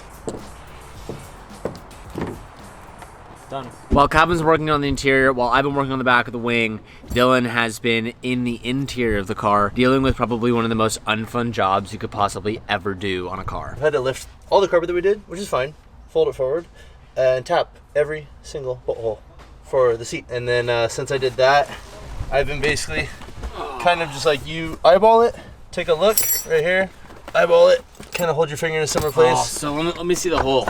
Can you see how grimy it is? Yeah, dude. Bad. Basically you hit it with a smaller drill bit and a larger drill bit, and then you're able to put the bolt through it. And then I've been chasing it with a tap, and then I have a tapered bolt somewhere here that I've been using that has like a guiding bullet nose. Yeah. Damn. All right, well, so he just finished the passenger side, got bolts going through all of them, so that's good. Oh, just left a print on the carpet. You did? Yep. Oh yeah. Oh shit! It ain't new anymore. Don't reach in that pocket now. Now it's a booby trap. We have a diffuser that we're gonna be throwing on this car. Just a little carbon bit. Car doesn't need much because it already has skirts and a few other pieces, but did feel that the rear needed just a little more in the back. So got this cool carbon diffuser for it. And while we're waiting for Ian to finish pinning out the electrical on the wing, I'm gonna chuck this on. Heck yeah. Oh, wow. Is it heavy? Dude, you could honestly take like 35 pounds off this car with just getting rid of the bumper.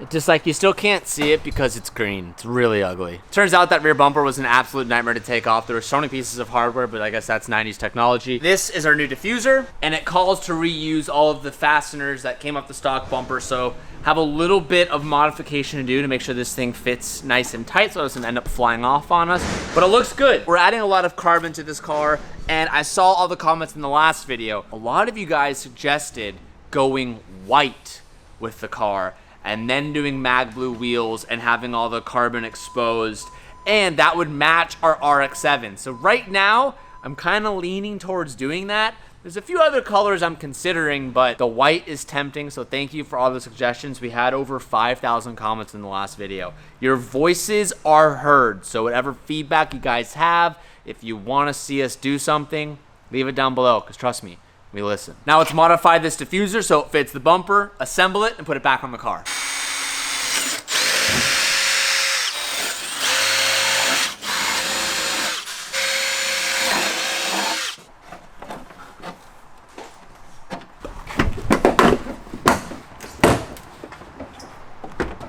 Ooh, I like it a lot. Way more aggressive. Oh no! Oh, it's gonna look sick. With that exhaust on it? I know. Yeah, that's gonna be sick.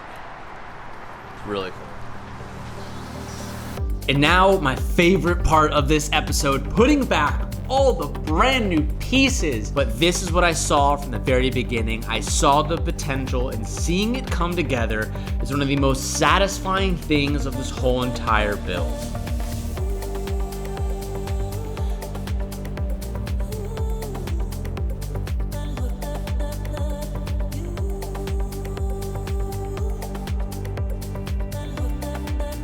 While we tackled the interior, Ian went ahead and hand polished the OG HKS intake that came on the car and got it looking mighty fine.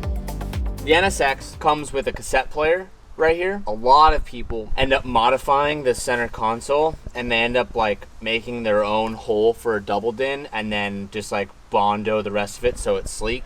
That's what was done to ours. We ordered a brand new one so it has the cassette player stuff. We're obviously not gonna source an old cassette player just because we'll add audio to this car.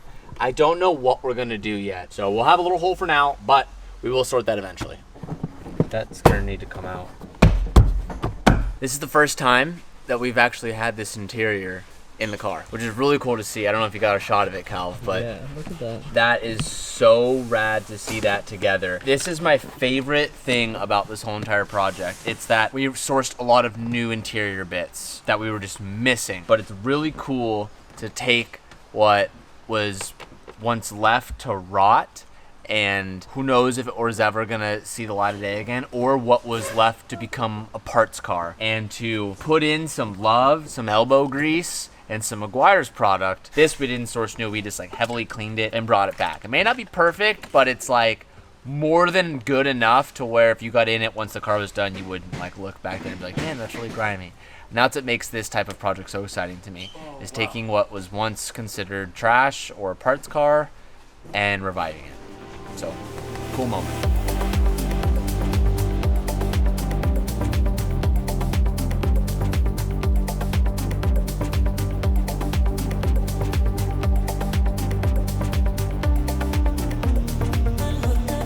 Next up, I'm gonna go ahead and take off the door panels because we have new mirrors for the car. But before I show you guys that, we're going to be fixing our door handle because, well, we're not gonna be fixing it, but the door handle we had was pretty gross. And our friend Brian sent us out a replacement. So we're gonna go ahead and do that. So I already removed the old door handle. Here's the new one. Yeah, that is fresh.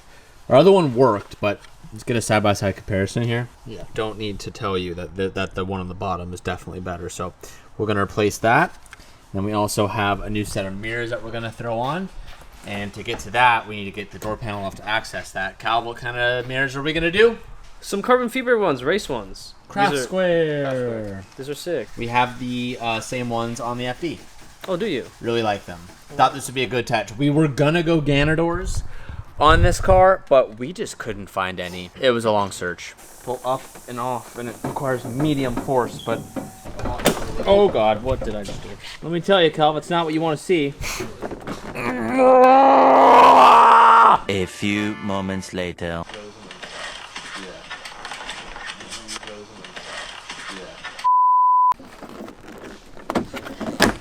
Oh my God, he got it. That was so satisfying.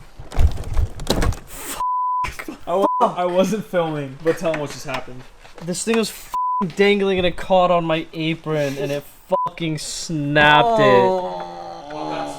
A pretty obscure piece. it. Dude, that's so fucked. It caught on my fucking apron, bro. Ask you how you are, you just have to say that you're fine when you're not really fine, but you just It's a list of things to find. No, that's impossible. reenactment. That's You're not gonna impossible. fix that. Yeah, a reenactment? Could you Okay. weld it? Yeah, so Okay, so it was like this. Okay, ready? Hey, Pep, can I get a shot here? Sure.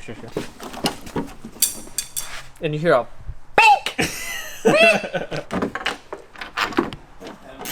And we gotta figure out how to get this trim molding off. We're gonna throw in the seats today, and I picked up a pair of Brides. It's my favorite bucket seat. I went back and forth on what type of seat I was gonna put in this, but the thing is this NSX is very much like an FD in the fact that it is very tight on the inside. And doing any sort of seat other than factory or doing a very small Bride like this is really hard to fit a seat. What the heck is this? Is that a butt warmer? What the heck? What the fuck is that? Is that what that is? Or else? it might be. It looks like maybe a pressure sensor, like a factory pressure sensor. So if you have like a BMW and it's like, you know, when you put your bag on it and it's like, someone put the seatbelt on, someone's in your seat, or your that's dog. Lame. I don't know if that's. It could be. Maybe you hotwire that. I'd much rather like to believe that it's a butt warmer. Okay. Well, either way, we're gonna go ahead, chuck these in. We have the rails for them. It's gonna look really good. So when I was taking off this door panel, a lot of these outside clips, like right here, that one's intact, that one's busted, that one's busted, and that one's busted, and that one's almost busted. Those 6 holes are what hold the door panel to the actual door. And from the research that I did on YouTube and trying to figure out how to get this thing off, everyone mentions how they're always busted. Well, Mita makes replacement parts for this door, which is really, really cool. Here's an example, here's a bottom side that we can go ahead and install, and we're gonna have these clips brand new again, which is really rad that someone actually makes this. So it's refurbished, it's an actual like Mita piece. So they sent these to us, so thank you Mita, we appreciate you. We're gonna go ahead and install them and fix our door. So we just installed all of the replacement edges. Unfortunately, some of this stuff is just so brittle when we're putting it back together, it's just falling apart. I know that I can actually order a lot of this like inside of the door controls new, so I'll probably go ahead and spring for that. But I also just wanted to notice what happened. You forgot a piece. This car has a lot of like damp pieces in it, and that's because the windows were left down on this car for who knows how long. And I think that's what all this like green algae is all left from. I saw some comments that are like, this car was never left with the windows down. All of the door panels and all of the panels we put back today are all like waterlogged and they're all saturated, so that's unfortunate. Again, I'm gonna keep my eyes peeled for door replacements. We'll see what we can find.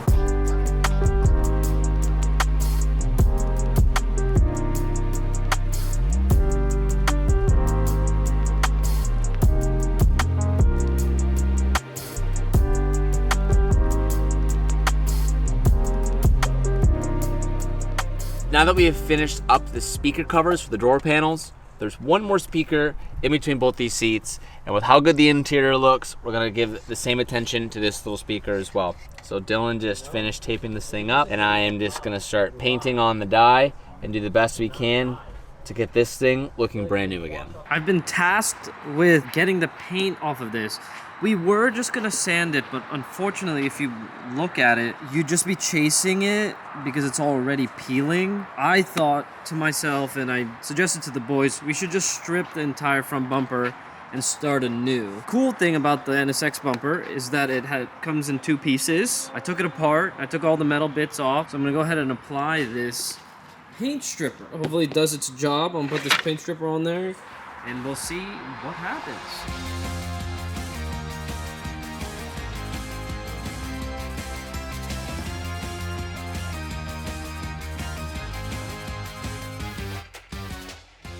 The entire bumper is covered. It doesn't look like it's doing anything. I don't want to tell TJ that, but we'll leave.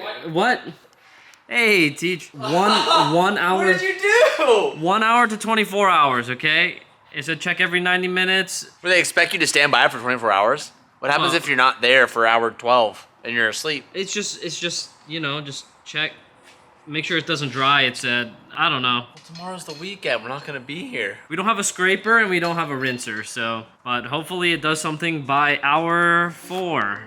The best way we knew how to remove all of the gunk we put on this was doing a power wash, and it worked pretty decent. Once we got all the goop off, there was still some leftover residue and leftover paint, so we hit it with a DA sander to try to remove all the material and get the bumper as smooth as possible, so when we go to put color on this, it saves some time. We also saved our bumper lights, removing the crappy vinyl from 1999 off of these lights, and they shaped up pretty well. We also ordered a brand new windshield from Beck's Auto Glass. Shout out to you, Beck's. If you're in SoCal, hit him up. He's an absolute G and never misses with his installs. I wanted to document this because it's absolutely fucking nasty. This was such a good little home for someone at some point. You can't see past the webs. It's just like that. Yeah, look at that. She's perfect. Yet again, another part of this car that we missed that just had bugs and animals living within it. Glad we got that all cleared up. Once we finished this up, we went ahead and moved on to the front fender. Now the fenders were modified previously. Now what I mean by that is on the front fenders, there were amber lights. Now when we got it, both of our fenders had them deleted. So at one point, someone bondoed over them. After replacing the front right fender, we still had that fender light hole. So Dylan took initiative and patched it with a piece of aluminum and then started just applying layers and layers of Bondo to get it 100% smooth. And by the end of it, you could barely even tell that anything had ever happened to it. Once again, have to give a little shout out to Brian for sending out this fender. Getting parts for this car are so much harder than any other JDM that we have done. And I'm not sure why, because the NSX, there's more production values of NSXs, and they lived for almost like 10 years. I don't understand why parts are so difficult. This is on. Dylan has a way with Bondo. He did a really good job making this thing look smooth. Now Ian and I are gonna work on putting the headlight assembly back in the bucket so we can move on to the front bumper. Now, while yes, there still is some Bondo throughout these buckets, we're gonna put them on the car first and then do some Bondo work because these things are light and fragile, and it's actually pretty difficult to sand and get the amount of pressure we need to get off the excessive Bondo. And this was a part that, trust me, I wish I could just buy online, but these buckets are so expensive.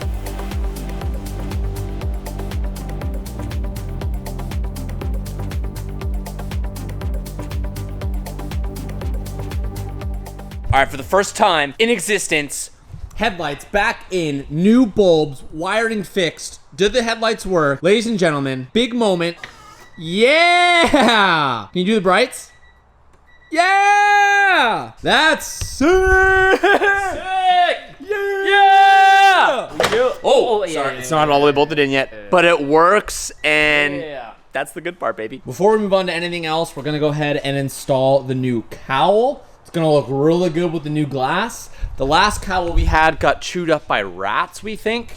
We have these oddly sized holes right here. So we were able to source a new one. But it appears it needs to be cleaned.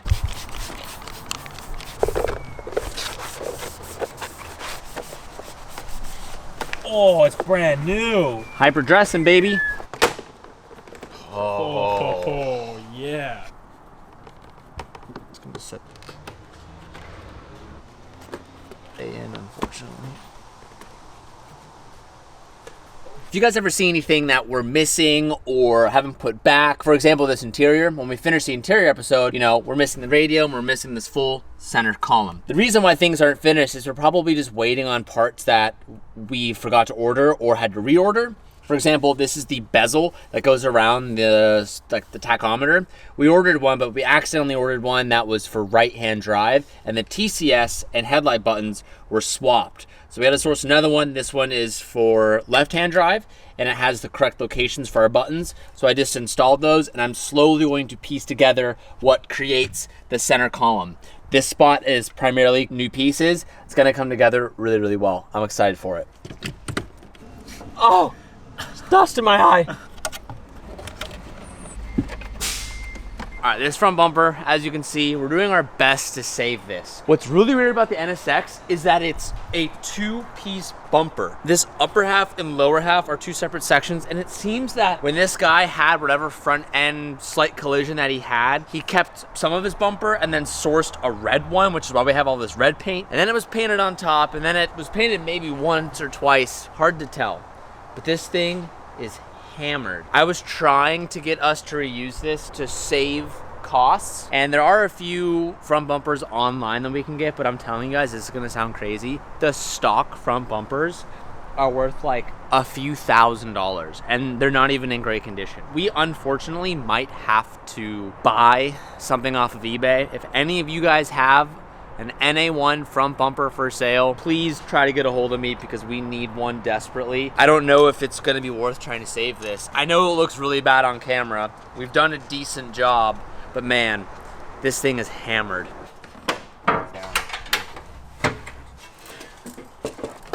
The mounting points aren't close. All right, well, red flag. When we got this car, the bumper wasn't on, but they're like, hey, don't worry, we have the bumper for you. We're now discovering as we put this front bumper on, we're missing the complete bracket system to hold this together. when they ask you how you are and you say that you're fine when you're not really fine. That's how I feel right now. Damn. That sucks because one, we're gonna have to figure out how to source that. Where does I don't it? even know what it looks like. Don't even know what it looks like. We never had it. For now, here's what we're gonna do. Don't move. Here's our bracket for now. I'm buying a new bumper, bro. I don't know. Yeah, just get This one's hammered. Oh, and it's kind of sick. It's kind of sick. Kind of worked pretty well. Need to adjust the body line on this a little bit. But come on, that's the most assembled we've seen it since. I have a lip too. We didn't put this on yet, but it's mild, just enough. I've heard a lot of horror stories that when people put lips on this thing, they just explode. Like this car is so low as it is. Bum bum bum bum bum bum bum bum bum bum bum bum bum. All right, here's our hood. It's a style that's very popular on this car for a good reason. It looks good. Let's put it on. It's gonna look good, but man, does it look ugly right now. It looks like a clown right now with the red lipstick. Or your mom. That was mean. Say it again, dude. Talk smack about 99 one more time. It looks ugly right now, but here's how to make it look a little less ugly. Yeah! Pop-ups, baby! First time ever on the channel we ever had pop-ups.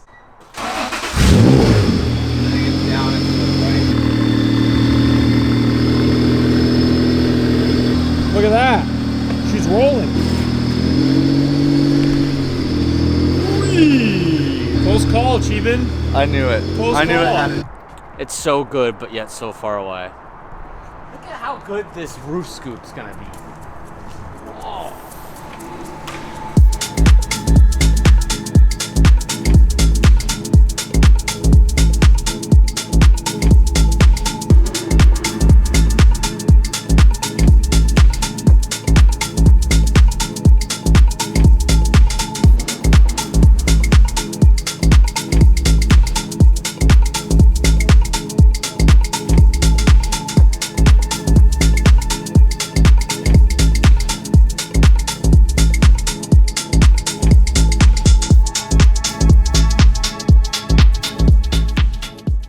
Officially the last episode that you'll ever see in this shop. This is the last episode you will ever see a wrench being turned. This place did us really well. As big as it might look on camera, it's actually very, very small.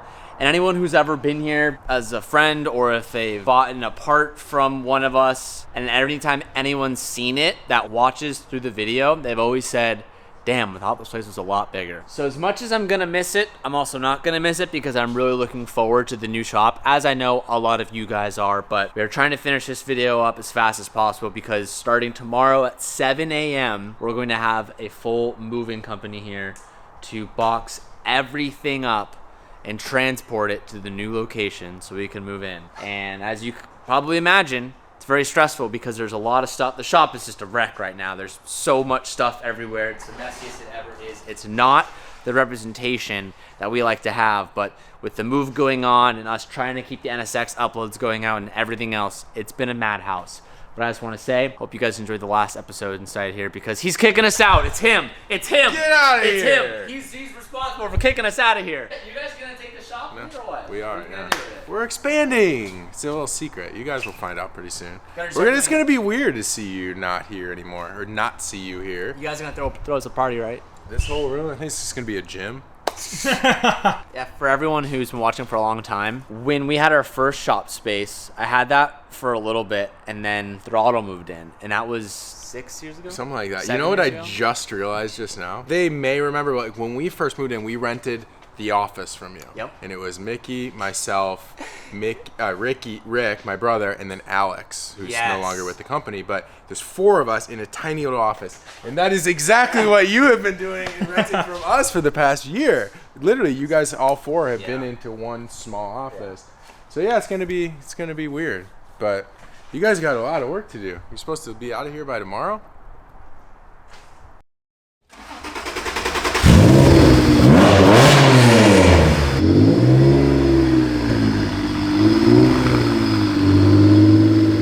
All right, Will he scrape?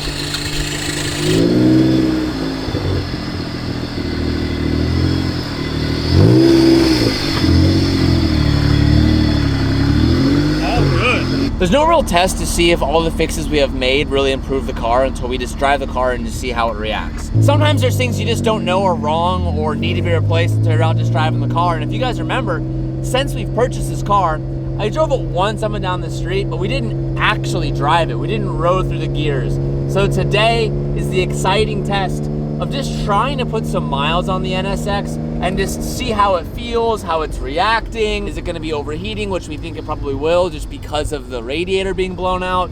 I mean, one thing I can tell off the bat is the alignment's obviously terrible, so I'm not gonna be critiquing that too much, but there's no power steering in this car, but I can feel the steering wheel has quite a weird tracking. It doesn't feel very smooth. It almost feels like we might need to service the rack, which we would not have known without us driving it. I've never even really rode through the gears, so we're just gonna have a little bit of fun today and see how the car drives. It's crazy how you can feel the VTEC in this car. I don't know if you can notice it, Anthony. I can't really notice it, but I'm not looking for it. Like, I don't know. Under 4,000, it's like kind of consistent, and then you can feel the torque kind of fall off, and then when you get to 5,000 and up, feels like the turbo is spooling, as if there was a turbo, although this is just NA, and you can really feel the car come alive. Off rip, I think this is the only car that I've felt so low. I feel so low right now. Yeah, I've heard a lot of people say that when you put really aggressive lips on this car, it kind of kills the car because it's so low. It's always blowing up. Like, it can be very difficult.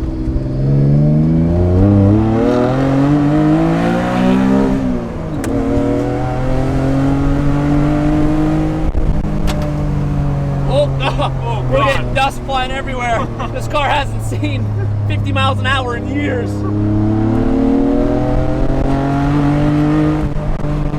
Be easy on the brakes, easy on everything. Oh my God. That's big pothole. That was huge.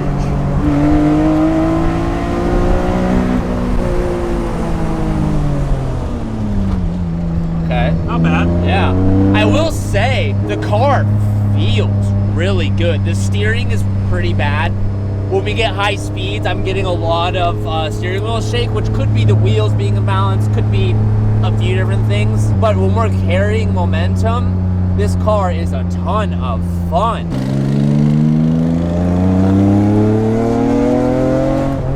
I can really feel why people like this car. Oh my God. It is, the driving experience on the NSX is honestly better than the Supra, better than the RX-7, and it's much better than the R34. It has more of this superhero personality, but I keep on, I've never driven an NSX before. I've never been behind the wheel of one. And dude, it is so sick. It is so fun. This thing is just asking to be on track, which is like how the whole entire car was designed.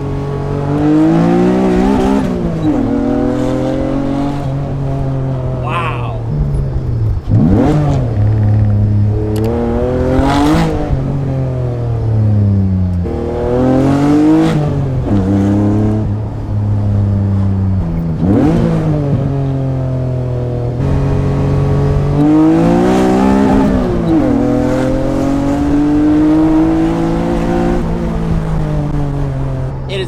Fun. I don't know how slow it feels in the passenger seat. Okay, I'm gonna be completely honest. It feels very slow in the passenger seat. I'm sure a lot of like the pep is actually feeling the car and feeling like shifting, but it doesn't feel that fast in the passenger seat.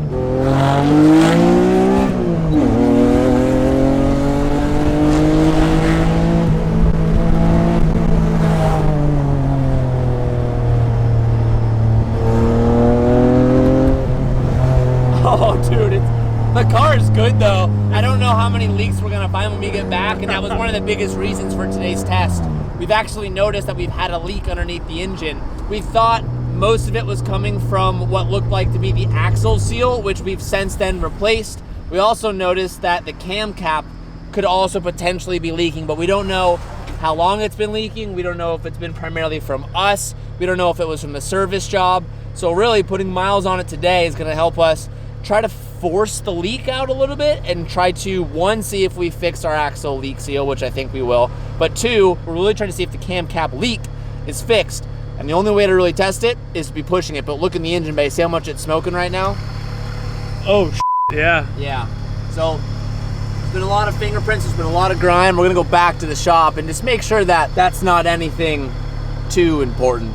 Odds are it's probably just the oils and stuff that we have fixed. And like I said, we did have a leak, we cleaned everything off. So we don't know if the engine was smoking a lot prior. A lot of things we don't know. But first initial test, it's pretty sick.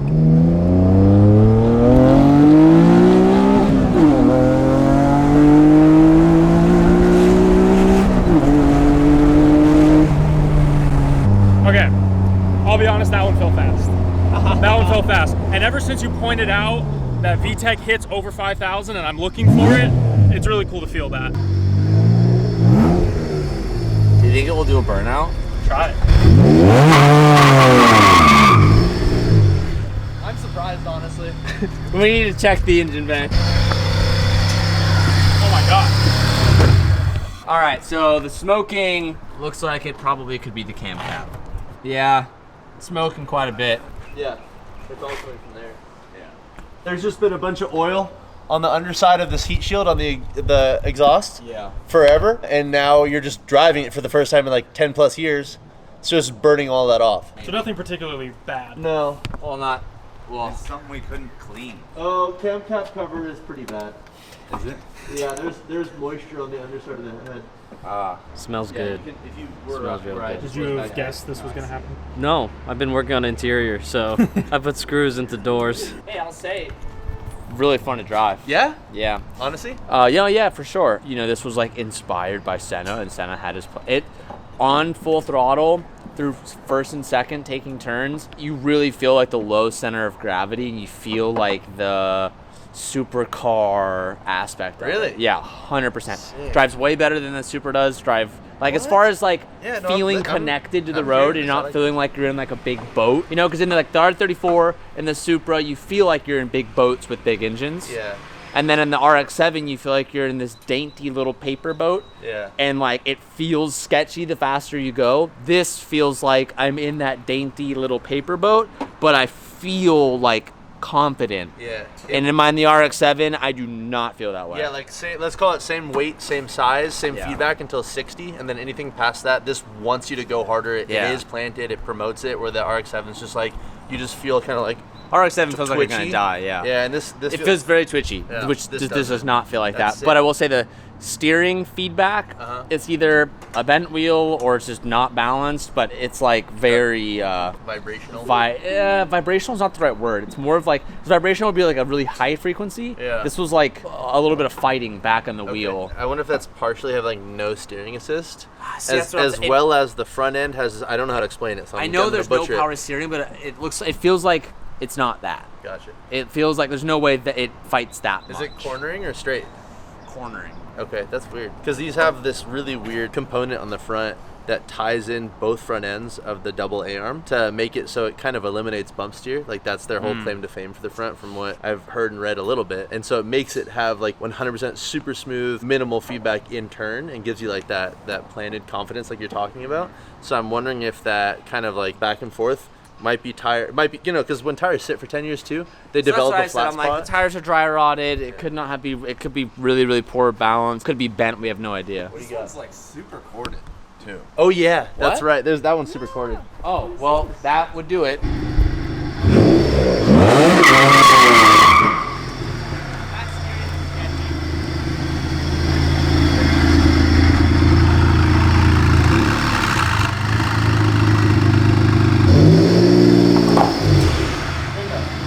So unfortunately now we have to do the job that no one wants to ever do twice, and that is drop the engine. To get to the cam caps, you need to remove the whole entire engine. So 1 step forward, 2 steps back, but once that gets fixed up and the leak is good, we know now the car's essentially good.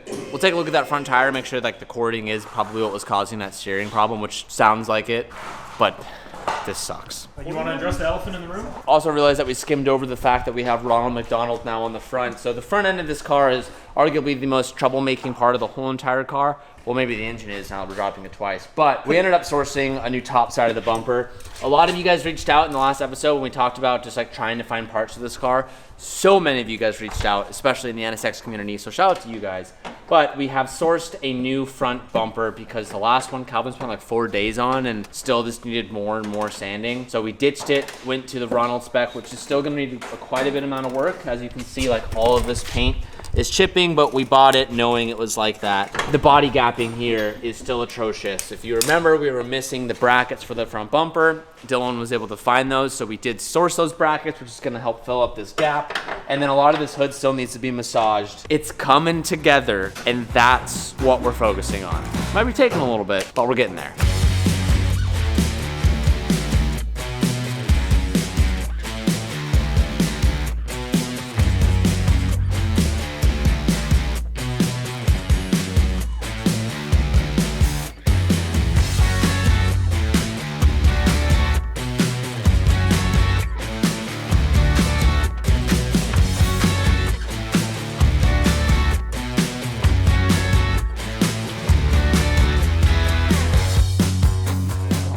All right, dropper.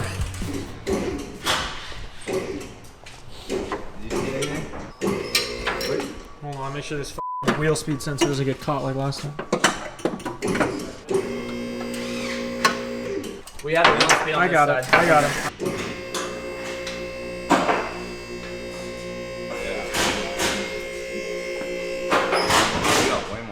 I don't know if I'm sad or impressed on how fast that you guys just did that. Same with the R34. I am pissed off. That was like under 2 hours. It's a great reminder of how clean this is. Oh, you hey, know? look, Totally look forgot at about all this. Yeah, You'll never look see at it that. again, but that's all great. Just so you can see exactly what's leaking. It's just right here. So, and it drips, if you look right here, right on the header. Or I mean the shield, but anyways. So to answer everyone's question, why we didn't do this 3 weeks ago, we didn't have the cam caps. We didn't need it. We didn't think we needed it. We didn't realize because there was so much oil and it was leaking everywhere that we didn't realize that these ones were previously toast. The 90,000 service kit didn't come with it. The kit was a little misleading when you ordered it. Like, it was just a little misleading, to be honest. When you have something that's been this neglected and this gross, it's really common practice you have to run it, you have to do some tear downs, some revisions, some fixes, and then there's so many leaks that you just don't know until you do exactly what we did. And luckily, we've gotten pretty quick at pulling this motor. But here we are now, and now we can do the exact... Did you tell them yet? No. Okay. Here we are now, only doing just the cam cap, specifically just the cam cap seal. Nothing else. All right, so we got both of our bumper supports from eBay on the NSX. That's what these two pieces are right here. We just put up this yellow bumper to try to fit it, to think, oh, this is the missing support that we need, that can get this front bumper to attach to the car. But when we put it up, we were actually still missing a piece. We found what we needed. The big question mark, the big mystery has been solved. Dylan is holding the last piece of the puzzle, the last gem to the Thanos stone. But it's bent because it was in the front right crash. But Dylan is doing what he does best, and he is bending metal. He's using his bare hands, and he is crushing the metal back. Rather than using tools, I'm using my fists to bend metal back. Yeah. You're right. So I'm gonna actually put it on. And then once we put it on, we'll kind of tighten it down. And then it looks like I might need to go a little lower this side. Oh, because right now you're checking under the buckets themselves. Yeah, I have like no idea exactly how or where or what. So yeah, there's quite a bit of play on these as well. Yeah. So we will have to massage this until it's ready. So we're gonna spend some time getting this set up, and I'll show you guys how it looks. You guys, I don't think you understand how monumental this is. Calvin, tell them that they don't understand how monumental it is. Say it. The fact that this bumper is going on here like it should. Yeah. I want to cry. I know. I'm kind of tearing up a little bit. Look at this. All the holes are lining up how they're supposed to. This thing was bent and twisted all which way, and the thing looks like a turd, but it's gonna be sick. We're getting there. We are getting there. I'm so excited. Oh yeah, lower the hood. We don't know how much of a gap we're gonna have. Oh. Still a little bit of massaging to do, but the fact that we can pull this out a little bit. Yo. Damn, honestly. Oh. Oh, it's It's pretty It's okay. pretty good, dude. It's pretty good. Dude, I'm hyped right now. I'm excited. Wow. Made my That mind came together. I can't believe that. If you rewind these videos back to when we just got it, you'll remember that the front end was missing half of the hardware necessary to put on the front bumper. And now that we've sourced that and a new bumper, it's all coming together. And it's really important to focus on the body gaps because that's what's important. And now that the front end is all tied together, it's time for us to move on to the suspension. If you guys have been paying attention, you've noticed we've kept the coilovers that came on the car and we haven't replaced them. That's because we've been waiting for a special set of coilovers that took a little time to get, but man, are they amazing. This right here is a set of olens for the NSX. If you are an olens fan, you might say to yourself, Teach, olens doesn't make a set of coilovers for the NSX. Well, if you thought that, you would be right, but Saki Bomb Garage does. Now what they do is they use struts from olens and they custom build them to fit and work on the NSX. So you have olens perfection fitted on an NSX. These are so amazing. I am so stoked to get them, and I want to give a big shout out to olens and a major shout out to Sake Garage, because if you want a set of olens for an NSX, you can only get it from Sake Bomb Garage. So I'm gonna link them down below. I just can't give a bigger shout out because they are the ones who made this happen and are like, yo, we have a set, let's get you some for the NSX, and we get to utilize the olens parts, which, as you guys know, we always love to do that. So first look, oh, and they're already assembled.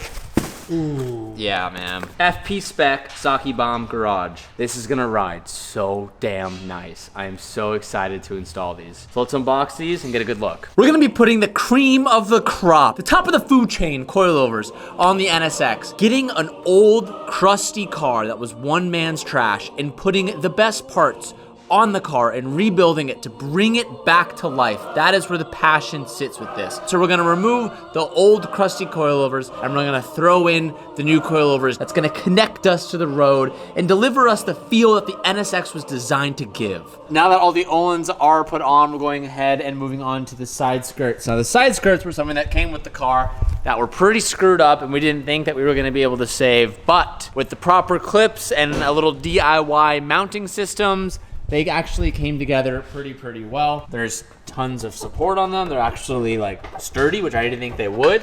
That's because Dylan was able to make a bracket out of some metal that we had laying around. There's ample room to put the side skirt in front of the front fender, onto the body, and then back and locate them. These clips that we put in are like grooved. Yeah. So there's actually a spot, it was a little overexposed, sorry. There's a spot for these to go behind it and slide into. So it mounts, but with the extra mount that we'll make on the back, it's super secure. One's, ow. Front one what? The front one's just starting to break a little bit, it's okay. Trade me real quick? Good. Pretty good. That was a terrible thing to film because you couldn't see anything. All the clips are in. Now it's time to add this little bracket. You know how I showed you guys on the last episode that the front bumper never had front bumper supports? And I was like, I don't understand. I don't see where they're supposed to go. Well, we just ordered new ones left and right, and here's one of them. What's very interesting is that it actually goes on the crash bar. And the crash bar then attaches to this plate, and then right here is where you have the bumper mount. So then it got us looking, we're like, I don't understand, we have the crash bar. This is this. Not though, because look at this stamped channel in this one. There's no stamped channel in this one, so it is different. So much of this could have been avoided had we have known the full story of this car. So much time would have been saved, but we now have the new crash bar support that connects to the car, and our whole entire front bumper assembly will rest on that.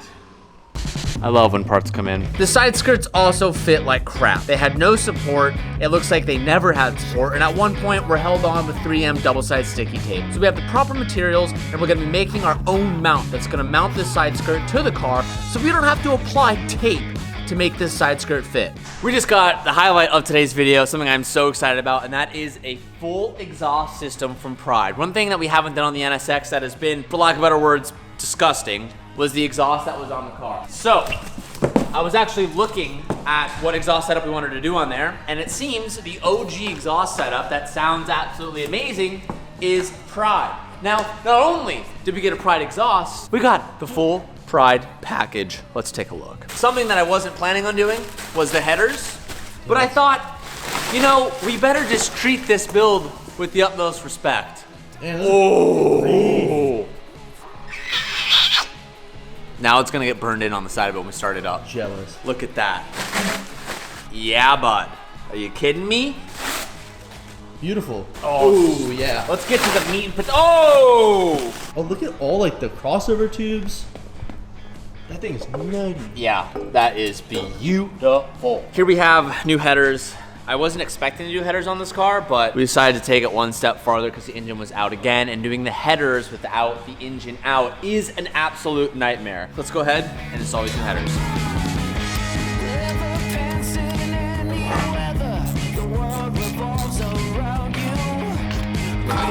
This is one of the most intricate exhaust setups I have ever seen.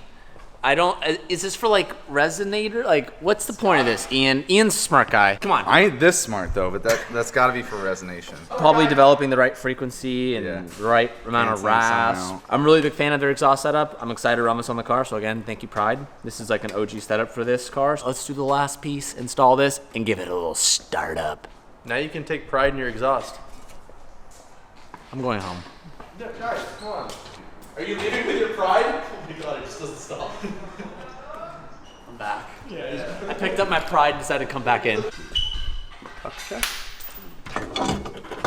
Oh, yeah. Look at that. So the whole thing just falls off. Honestly though? Do it again, do it again, do it again. You. Do it again. Oh shit! Why are you like this?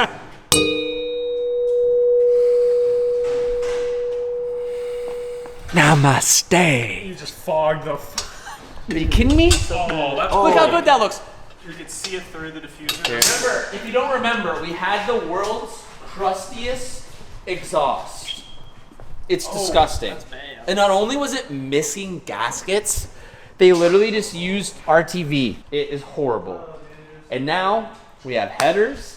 We have all new everything. I can't wait to see how this sounds. This is my favorite part. You can see the exhaust through the diffuser itself. That is so cool. Now comes the moment we've all been waiting for. What is this car gonna sound like? Now, I'll be the first to say it. I think most NSX header setups sound pretty bad. They're all very raspy and don't really have the tone we're going for. But I was told by Pride that this one would fit the bill of exactly what we're chasing.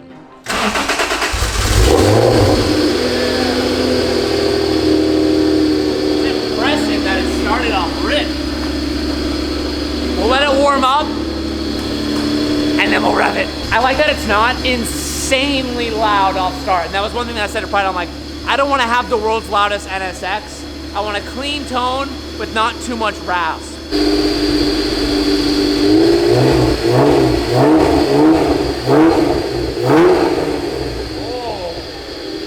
That's a good tone. Yeah. It's like at 2 to 3, it's like really nice. That's like 2800. like above 3.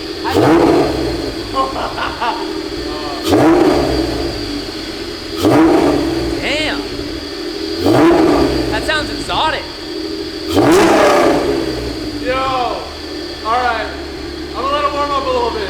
Damn.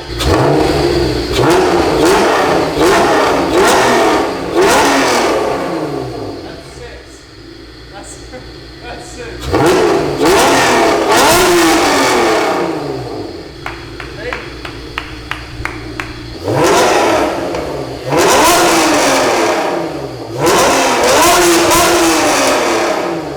I didn't know it could sound that good. I like this car a lot.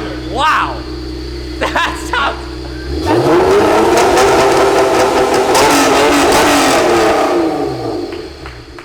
That's a damn good exhaust. That is so good. It sounds exotic. It sounds like an old Ferrari. Like I get like 355 vibes. Ian, what do you think? Don't give me a thumbs. Motherfucker, I knew. It's been exactly 2 months since we started this NSX project. This was one of the most difficult projects we've done because the car was in such a destroyed state. From the moment I saw the first picture of this car sitting outside in a junkyard lot, I saw the finish line. From the engine service, to the interior sourcing, to cleaning up the exterior, there's one last thing we haven't done. There was an overwhelming response that you guys wanted to see championship white on the NSX. But not only that, You wanted to see it with mag blue wheels. Just know that you, the viewer, are responsible for this choice, and honestly, I'm glad you guys made it. So we had my friend CJ from Ghost Wraps come down to the shop to do an in-house wrap job so we could document the whole entire process so we never missed a beat.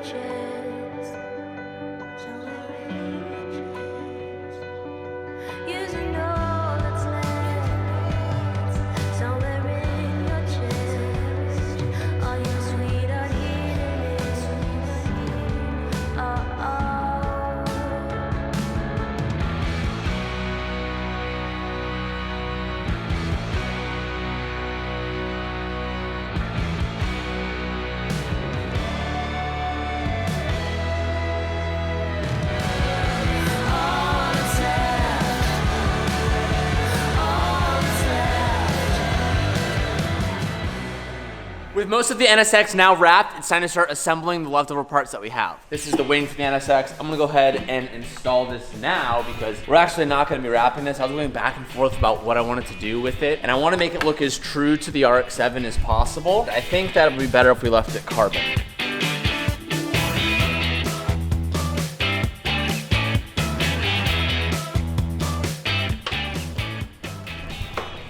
That's good. You see that? You see that? Ice. That's ice. Some guys wear jewelry, some guys wear chains. I just wear mag blue TE37s. I'm trying to put on this top knot right now on this vent. When I say it's literally like in the most awkward, most impossible positioning to ever get your finger on, that's serious. Can we get it? No way your meaty claws are gonna do it. I've done it 4 times. Dude, just go back to donut media.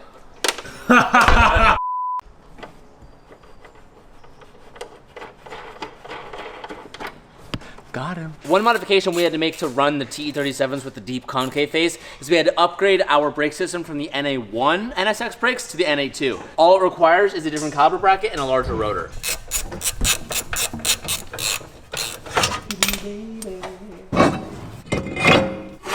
I got it.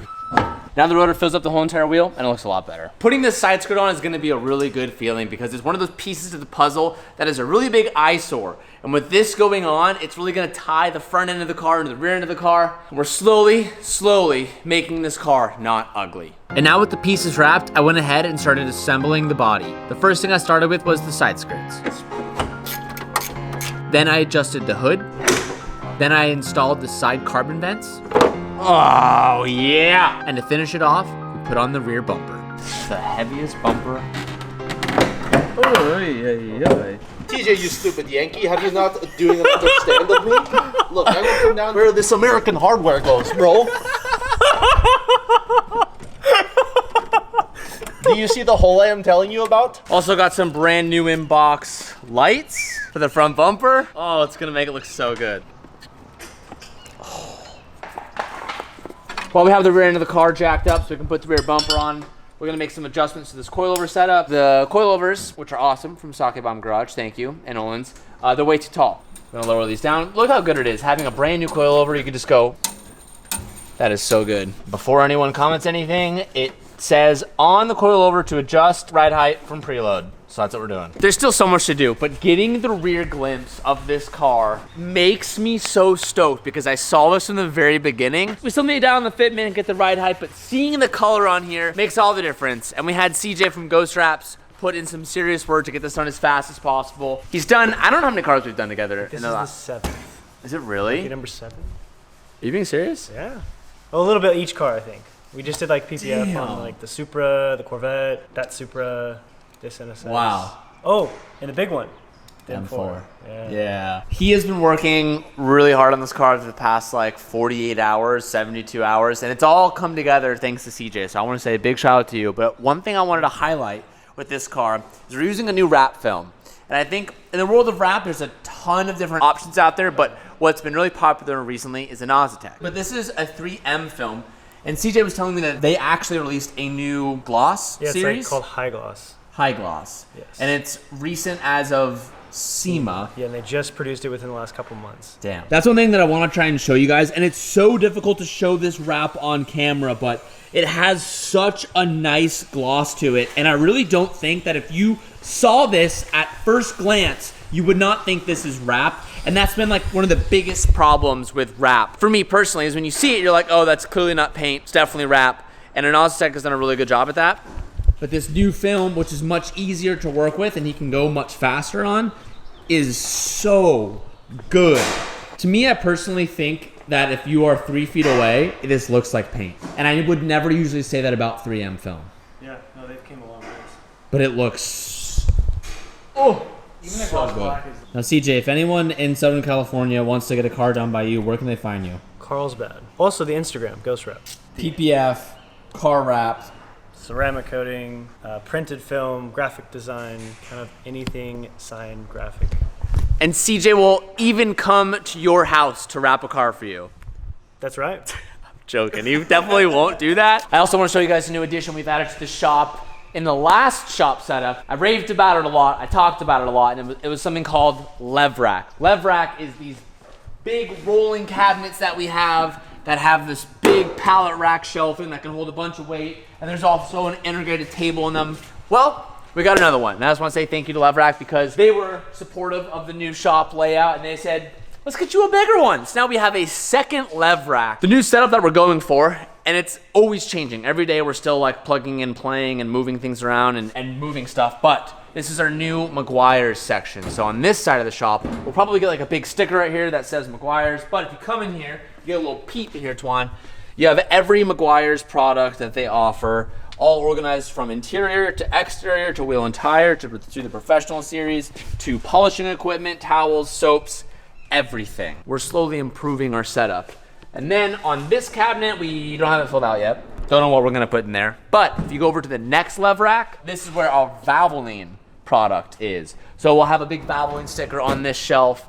And in here, you can find any oil for anything that physically exists from Valvoline. Gear oil, ATF, VR1, and all viscosities. You have your Xerox, you also have grease, coolant additives, and also just your basic extended protection and high mileage oils.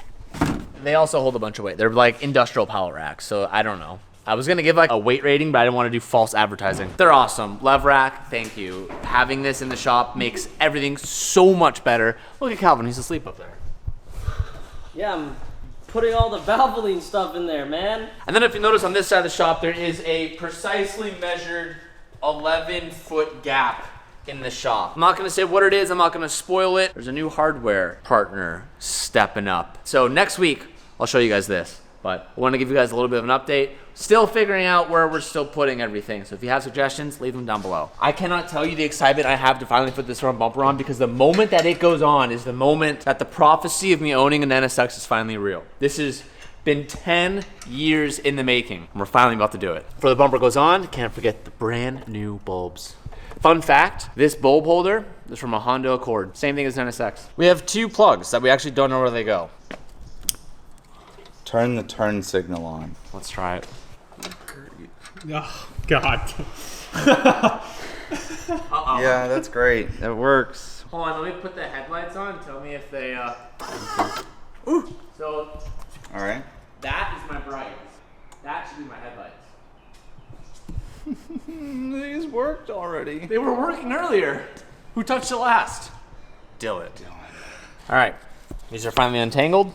They were wrapped way up above the headlight. Actually, Anthony's one who figured it out. He just started messing with it and unraveled them. Still don't know why our headlights aren't working though. We're gonna check the fuse box. I heard the relay click. When I did the headlights? Yeah. Off. On. No, that. Off. That This clicking. is on. Yeah. That's off. Yeah. So it just clicks every time you switch it from off to on or on to off. So if we're having the relay trigger, Yeah. Then I imagine since the fuses for headlights are still good, somehow it got unplugged in here. this is the last time I'm gonna take those headlight buckets off, I swear. You gonna hit the brights? Oh! Brights work. What about the normal headlights? That's it. Wait, what's that? wait, It's working. It works. What'd you do? You flipped it off. Are you telling me that I did it wrong? Wait, what's the right button? I don't know what you did, but You clearly did. User error NSX1 TJ0. Putting the front bumper on now. No, honestly, I think it's NSX like 34. 34. Us. yeah. Yeah. So it stopped now? No, so there's two positions. There's off, There's this DRL, one, right? and then headlights. I think this is all the. What if that Is is the- corner lights? Yeah, I yeah. think that's all the parking lights, because That's the mystery. What I thought was the headlight switch is actually the parking lights that Oh, they did weren't turn on. plugged in. But those weren't turned on. Maybe it could have anything to do with all these exposed wires that we haven't fixed yet. We'll just tuck that away. It seems that the previous owner put the loom back in the incorrect position. So now it's just a matter of finding the position and putting them all in the right spot, because this is the horn. And the horn is all the way over here. Or is this the horn? Given the history of the electrical problems, I would seriously doubt that they connected the horn and the aftermarket wheel. Now we test. give me a left. Is it working? I want to turn left. Question is, but why? Unless that's not the correct plug, but it's the only plug that looks like that. What if this is our turn signal right here? Ladies and gentlemen, don't try this at home. If I am right, I'm gonna celebrate. I'm gonna give the world's biggest celly. Oh my God, he's right. Oh my God. Are you fucking kidding me? Are you fucking kidding me? Cowl, I'm a fucking genius, baby! I'm a fucking genius, baby! Genius! Genius! Genius! I'm a fucking genius, boy! Let's go! Let's go! Then what the hell is this plug? The wrong connector. I'm gonna remember that moment forever. We're trying to figure out why the turn signal doesn't work, and the plug that is supposed to be it works. And then I was like, what are the odds that it's these two wires? So I went to the other side and checked if that side had similar color wires to this, which it did. And I was like, why don't we just try it? And Ian connected it, and it worked. Boom! So. Bow! Yeah. That's my goose. Yeah. He's a big goose. Delicious. Feeling pretty good about that one. Top of the world. Yeah. He's full What's swallow. it like? Oh my God! It's so tall up here. I can see everything. Wow, dude, it's crazy up there. Isn't it? Now let me remind you guys that this car was once converted to NA2. NA2 is the late model version of the NSX that had a completely different front bumper style and a different headlight. It actually had what's considered the sleek light headlights, whereas these are known as the pop-ups. So when you do the conversion, there's actually a little bit of wiring that has to be done. The whole entire headlight assembly is different, and that's why we have these ugly notches right here, because that was used to fit the other headlight bracket. So we can assume that some of these random wires were maybe due to the previous headlight setup. Now it's time for us just to do the Da Vinci Code and diagnose and figure out why or where. This is what we're gonna use to remedy this now. We'll probably go back later and solder them, but for the moment, we're gonna use these solder sticks. These were once a sponsor on the channel. They are so awesome, and it's a great example of what to use these for. Should I just be the hero again? So while we're looking for the connectors online that we're missing, I was like, didn't this car come with a bunch of junk? I'm gonna go investigate that junk. Look what's right here on top. Isn't that nice? I'm on fire today, baby. I am on absolute junk. Look at this box of junk. Yeah. Hello down there. I can't hear you from down here. Hey, can you guys see me from up here? I found them. I found them. Severed wires. New wires. Same colors. Same colors. Wow. Got him on fire today. And this is the moment we've all been waiting for from the very beginning. What has been driving me this whole entire time. Seeing the car for the first time, all assembled, sitting on the ground. And that is the moral of the whole entire series and what we are going to continue to do. How to turn a $30,000 car into a $100,000 car. We still need to adjust some of the body gaps. We're not ignoring that, but for the first time seeing this thing all together, I can't believe this is the same car. Oh, wow.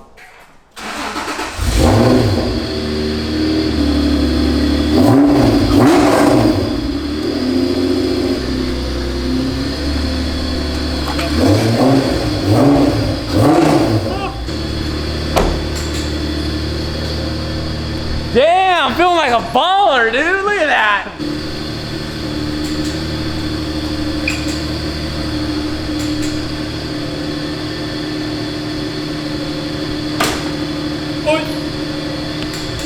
Oh God. It's hitting the hood. Put him up. Ah, I got it. Pop the hood, pop the hood. Literally getting a little ahead of the horse here. Now it's pissed. Aw, man. It's not even going. Yeah, it's pissed. I'm gonna have to unplug it and go back. My sweet girl, I'm just trying to get you back on the road. Why are you fighting me? I don't know what else to do other than take it apart. Luckily, we keep Ian around, and he is great with fiddling with electronics. He ended up unplugging and replugging in the headlights, and they just ended up working. So we finally got to take the car outside.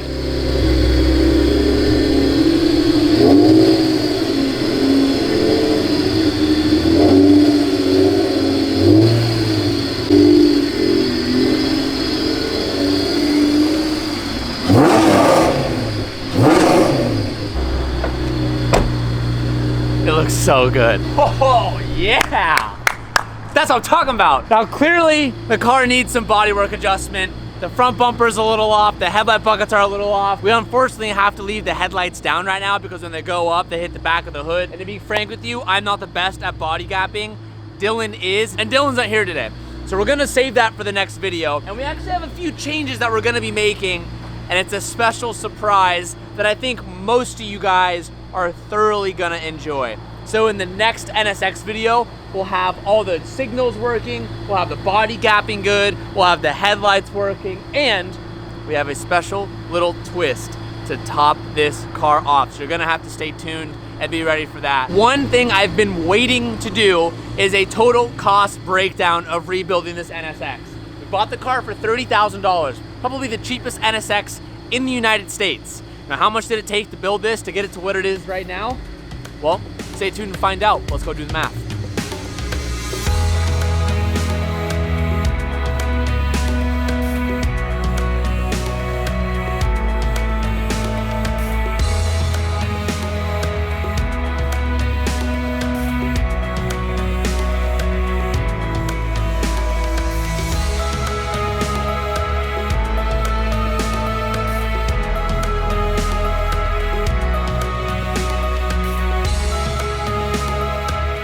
Here is a representation of all the parts that we spent for the NSX. Now keep in mind, some of the parts were sponsored. All the parts that were sponsored I did not include on this list. NSX price, we bought the car for $30,000. Remember, this is what it looked like. And even some of you guys even questioned if I overpaid for that car. I don't think I did, and this example will show you why. We roughly spent about $3,450 on all engine service parts. That essentially means all the seals and all the replacement parts, coolant lines, and new hardware, and pretty much the major service that the engine requires after 90,000 miles. Moving on, wheels, T37s, in that mag blue, $4,000. Wrap material, $1,600. Bride seats and rails, $2,600 shipped. eBay spendings. A lot of our parts all came from eBay. Interior replacements, remember that little wheel on the door that Calvin exploded? A lot of those parts, there was a lot of it. So much that we had 4,250. The interior was shot, a lot of money had to be dumped into that. And then I have external aero. This is like the hood and the wing. Came down to about $1,700. We had to do a new front bumper, the top part, because the other one was so destroyed. That was $600. Taillights were about $1,000. That brings us in to a grand total of $49,200. That right there, folks, is our total. An NSX in this market, I would probably value that anywhere from $80,000 to $90,000 range, which means we have an NSX under 50 grand, and I would presume it's worth that 80 to 90 mark. That might be shooting a little bit ambitious, but hey, I might be a little bit biased because I've seen the whole entire turnaround on this car, and I absolutely love it. I would assume that this makes the car one of the cheapest NSXs in the whole entire market. And that is how you get a dream car for way cheaper than you want to spend. Sabrina just got to the office. She has not seen the NSX. I want to get her reaction to it. It's over here. All right, honest thoughts. You guys know me. I don't like JDM cars, okay? I love this car. Come look at it. It's not worth the body gaps aren't Oh, perfect it yet. looks so much better than the FT. Look at that. Dude. Thoughts? Wait, it's done already. We have to tweak a few things, but it's more or less done. Wow, are you gonna leave it on the TV? Yeah! Wow. Oh, ooh. You put those mirrors on that are on the FD. Yeah. I don't like those. I like the ones that are like right here and small. Gander doors? Mm-hmm. Can't hate Wow, that. looks really good. That came with the car, yeah. I bet I could point out all the mods. Okay, go. Right here. Yep. Definitely this. Yep. Definitely the lip. Yep. This. Yep. Oh, whoa. This is a pretty clean interior. Yeah, that was the worst part of the car. That's a huge compliment. Oh my gosh, this looks amazing. That's a These brides, of course. Yeah. The wheels, obviously. Wow, it's amazing. I like the brown on the inside. Oh, really? You like the tan interior? TJ, I love tan interior. Okay, so overall, 2 thumbs up from Sabrina. 3. It looks amazing. All right, so here are the bride seats. They're just low maxes. Now, so I know there's gonna be a lot of comments. Why don't you put Street Hunter red seats in your NSX? And that's because the red seats actually have to be ordered. I do have a couple sets on order, but they're not gonna be here for another month. But I'm bulk ordering, so I'm gonna have 3 full sets of red Street Hunter seats, and I'm gonna start swapping those into all of my cars. But for the time being, to complete the whole entire idea, we're gonna use the red seats out of the S14, because I also feel that the black seats that we have, which are the same exact low mat seat, they're the same exact bride, I think that would look good. A black would look good, it would look nice and clean in here, so we're gonna take these bad boys out. If every car was a CC. Oh, why didn't you unplug it, you chooch?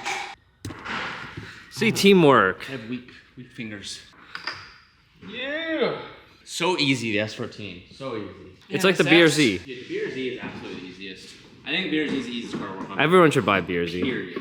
And get a Street Hunter kit. got him. Here we go.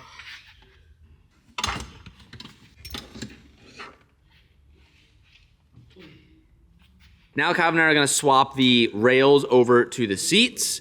We're gonna make sure that all of the bolts are in the right locations. That's what adjusts the pitch and the height of all the seats, and they're already set perfectly, and it would be a real shame if we did it wrong, and had to take them all back out again. So we're gonna make sure not to do that. I know it looks the same, but the seats are now swapped over to the new brackets, starting with the black ones and the S14. I'll plug a few in. All right, you gotta, I think I brought it. The seat, no, it goes in like you gotta put the base in first.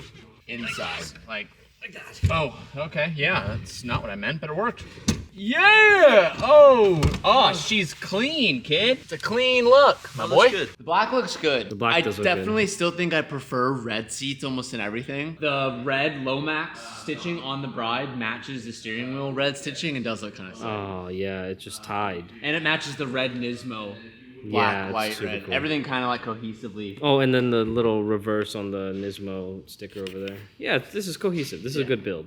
Still does look really good. All right, Cal, chuck her in, bud. Nice and easy, kid. I just put in the driver's seat, and it looks really, really good.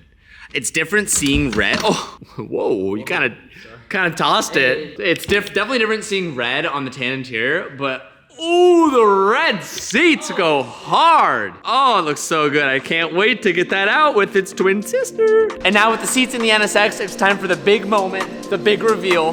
Let's do it.